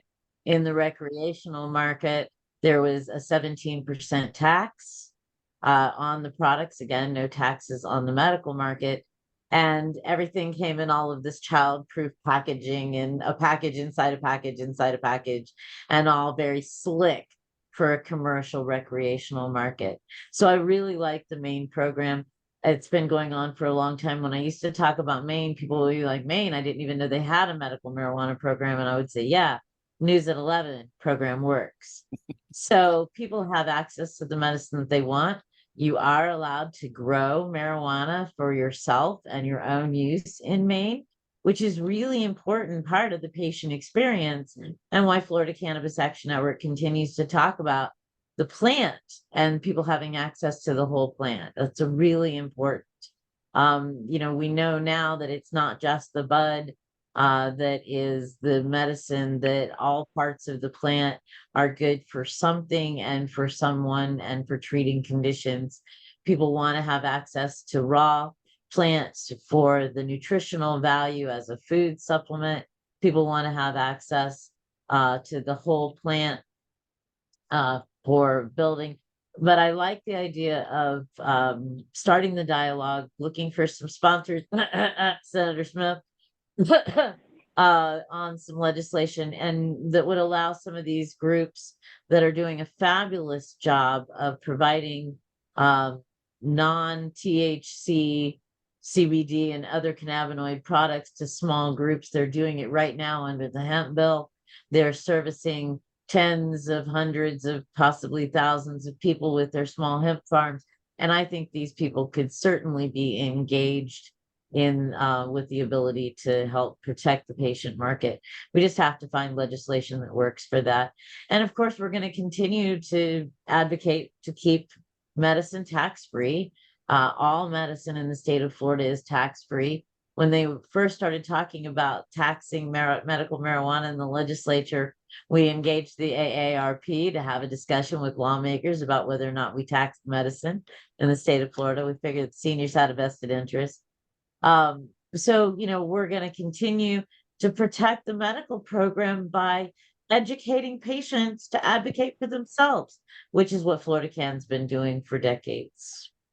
And Chris and Kendra, would you like to add anything to the discussion here?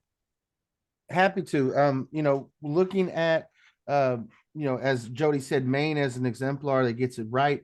You also have to look at political realities of where we are in Florida.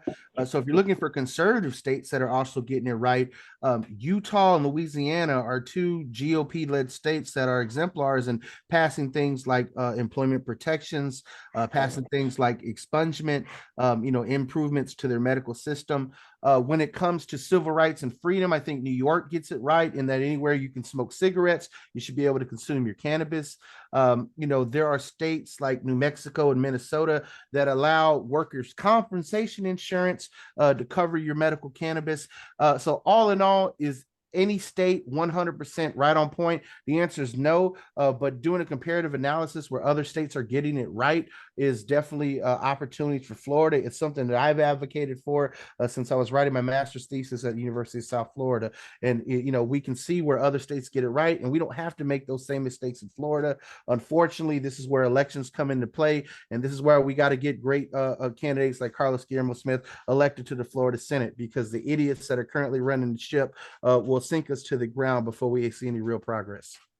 And Kendra, I'm kind of curious about your thoughts about local ordinances with regard to this this topic. Have you have any thoughts on what's going on in Melbourne? Yeah, so I definitely feel the push to actually help with the hemp farming will definitely help out array of MMTCs as well.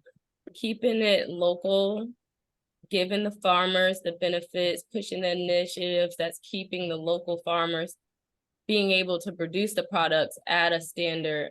I feel like that'll definitely help overall. And for our guests and our audience, MMTC is? Okay, that's the Medical Marijuana Treatment Center. And businesses such as True Leaf, who are a medical marijuana treatment center, or Cure Leaf. Those are the ones that have the medical license to distribute cannabis currently. Thank you very Florida much. doesn't use the terminology dispensary like other states. So in Florida, it's called an MMTC.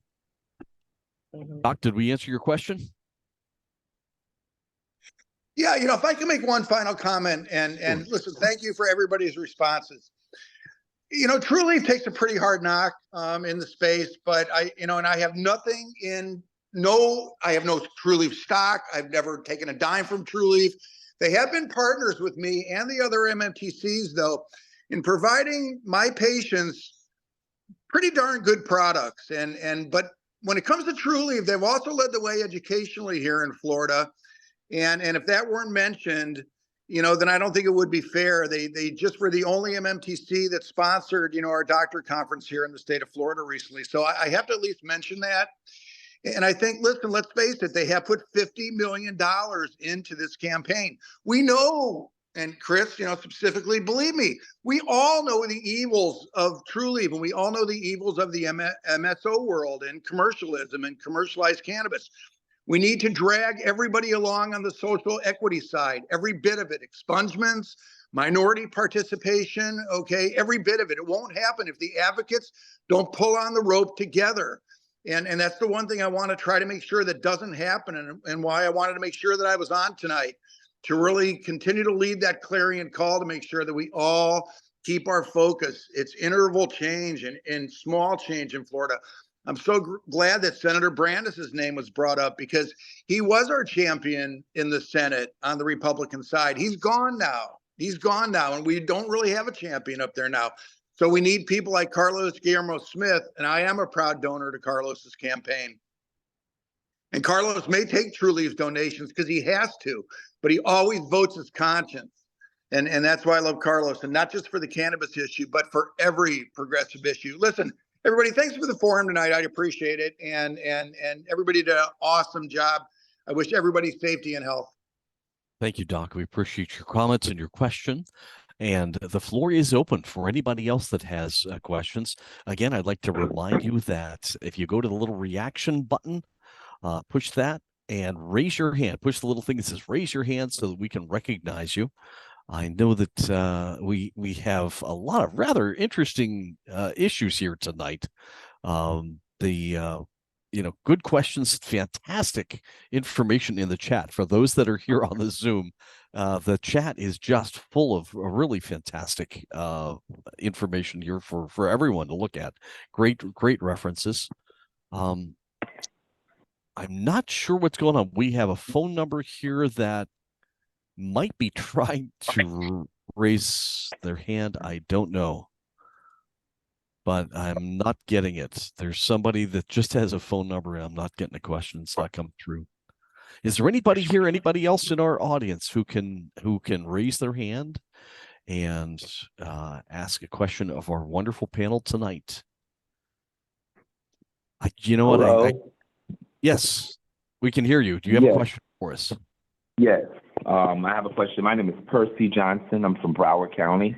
Thank you, Percy. I'm a leader in the Democratic Party, but I'm also a consultant. So let's say I think this is going to win, number one. I think it's going to win because the Attorney General would not be advocating for it to be taken completely off the ballot if they didn't feel or see some numbers where this was going to win over 70 or probably over that. So who knows the data numbers on what the percentages can possibly be next November? Because I believe it's going to pass. I just hope that the state legislature is prepared, for something so monumental, which would be, recreational marijuana. So that's my question. Who should we look to for leadership in the data and in polling? A great question. Do we have good polling on this? Anybody on the panel? So we have polling showing that adult use is polling right around 60%. So it's right on the threshold. The fact is that anytime we've seen cannabis on the ballot in an election, it gets more votes than who's running for president. It gets more votes than who's running for governor. Every time we've seen it on the ballot here in Florida, it gets more votes than Rick Scott or Charlie Crist or any other statewide candidate. And so the fact that Ashley Moody is fighting so hard to keep this off the ballot definitely tips the hat that Ron DeSantis does not want to be the GOP candidate with cannabis on the ballot in his home state, because he knows it will turn out voters that typically wouldn't vote in an election and turn out voters that definitely will not vote for him in an election. And Jody, I think you're talking, but I can't hear you. You're muted. If you could unmute yourself. No, I'm just shaking my head. Yes. It's Sorry. fascinating. It's like, again, with the GOP controlled Supreme Court and the shenanigans that we've seen related to marijuana for the last 100 years, this is a show that you definitely want to bring popcorn. We are now And getting Percy's to the right. I mean, that is why the Attorney General is opposing this, because it's exceptionally popular.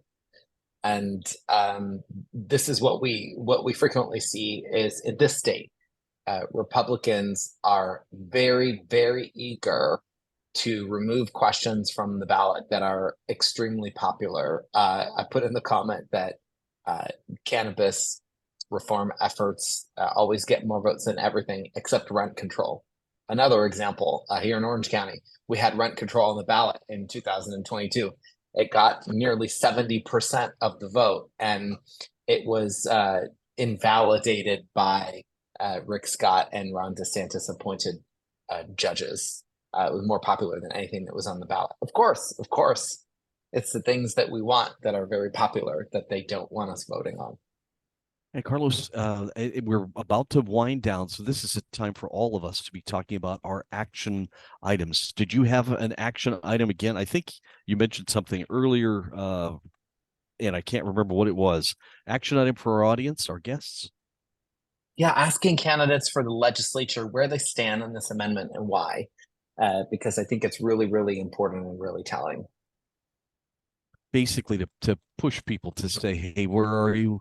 Tell us why. That's hard. As you know, you get calls all the time, I'm sure, people asking you to pin yourself down. And it invariably, when those of us that do call our representatives, they'll always say, I'm reconsidering, or their staff will say they're considering it or whatever, because they don't want to be paint themselves into a corner necessarily, but be persistent. The key is to be persistent. The League of Women Voters produces a wonderful guide, and for everyone on this call, if you're wondering about who your representative is or where their phone numbers are, the League of Women Voters has a wonderful publication. You can go to their website, I believe, to see it, and it's got all the contacts, where to call them here in their local district, where to contact them up in Tallahassee, phone numbers. It's just terrific. So look for that. Make sure you make those phone calls on this and other issues as well that are important to you. If they don't hear from you, you know what? It doesn't happen. So thank you so much. That's an important point. Ask candidates where they stand on the position and why, or on the topic. Let's start with Christopher Carlos Cano. Do you have a? I know you. I think you mentioned something earlier about a good action item. Tell us what your action item or action items are. Sure. Before I do that, I just want to say, there was a question in the chat about this particular amendment. Should we vote for it? I would say this much. Carlos touched on the fact that the Florida GOP is doing everything they can to squash citizen-led initiatives, including passing bills that will increase the threshold for citizen-led initiatives from the current 60% to a supermajority of 66.6%. This may be the last year that we have the 60% threshold as the benchmark to pass adult use cannabis. So is this the ideal bill and vehicle to do that? That is the question in front of people, because we may not get another shot. A couple things leading to that. True Leave may fold. We may not get another MMTC that wants to foot the bill for this. And the fact is that grassroots organizations like ours at Suncoast Normal, the Jody's, the Florida Cannabis Action Network, we do not have millions of dollars, despite the fact that we have a lot of members. They're working class people like each and every one of you. So my action item is that we have to leverage the grassroots against these large industry players. And so I would just ask that you become a member of Suncoast Normal, or you can make a small donation on our website at suncoastnormal.org, which the link is in the chat, as well as review our library of other items. And you can go to National Normal's website, normal.org, to also help you with other actionable educational materials. And I'll tell you what, thank you so much for providing so much information in our chat room, or the chat for this meeting. It's amazing. You are very, very well prepared for keeping people informed. Jody, how about an action item for you? What would you like to have people do? You know, of course, support Florida Cannabis Action Network. By getting on our email list, we're going to keep you informed about the bills that are coming through and when you can take action bill by bill. I liked what Carlos said about asking candidates and potential lawmakers where they stand on this issue. And certainly when it comes time, make sure you get out there and support Kendra's Hemp Fest. But right now, it's important that you go back to the other organizations that you participate with and say, look, I heard some great speakers on the topic of legalization, and see if we can get a forum like this in other organizations that you belong to. And again, that's www.flcan.org. Is that correct? Yeah, when you've been around as long as we have, you got a good domain name. Normal. What do you want? Kendra, what would you like to leave people with, an action item for them to do as they leave this event? Thank you very much. And my action item would be exercise your right to vote. Show up to the polls. Show up when it's time. Preliminaries matter. It all matters. So exercise your right to vote, because we need numbers. That's what's going to make all the difference. And once again, your website is? So I have the honeycombfl.com. That's my CBD business. And my District 3 campaign, you can find and support me on Thompson, the number 4, Melbourne.com. Thank you very much to each of our panelists. It has been a wonderful night. Tremendous information, some great questions too from our audience. And again, the program must not stop here. I'm asking everyone, take those action items and do something. When we're off this event, take some notes, please. Tomorrow, maybe tonight, you jump onto your computer, you could do something, make a phone call tomorrow when you can. It's important to take action, because otherwise, what's the point of having these events? There's just no point. So do something, please. And I would like to remind everybody that our next First Thursday program will be Global Warming, Truth and Consequences, Part 1. That'll be Thursday, October 5th. In other words, first Thursday of next month. And that's the first part of a 2-part program about sustainability and climate change. Again, tremendously important topic.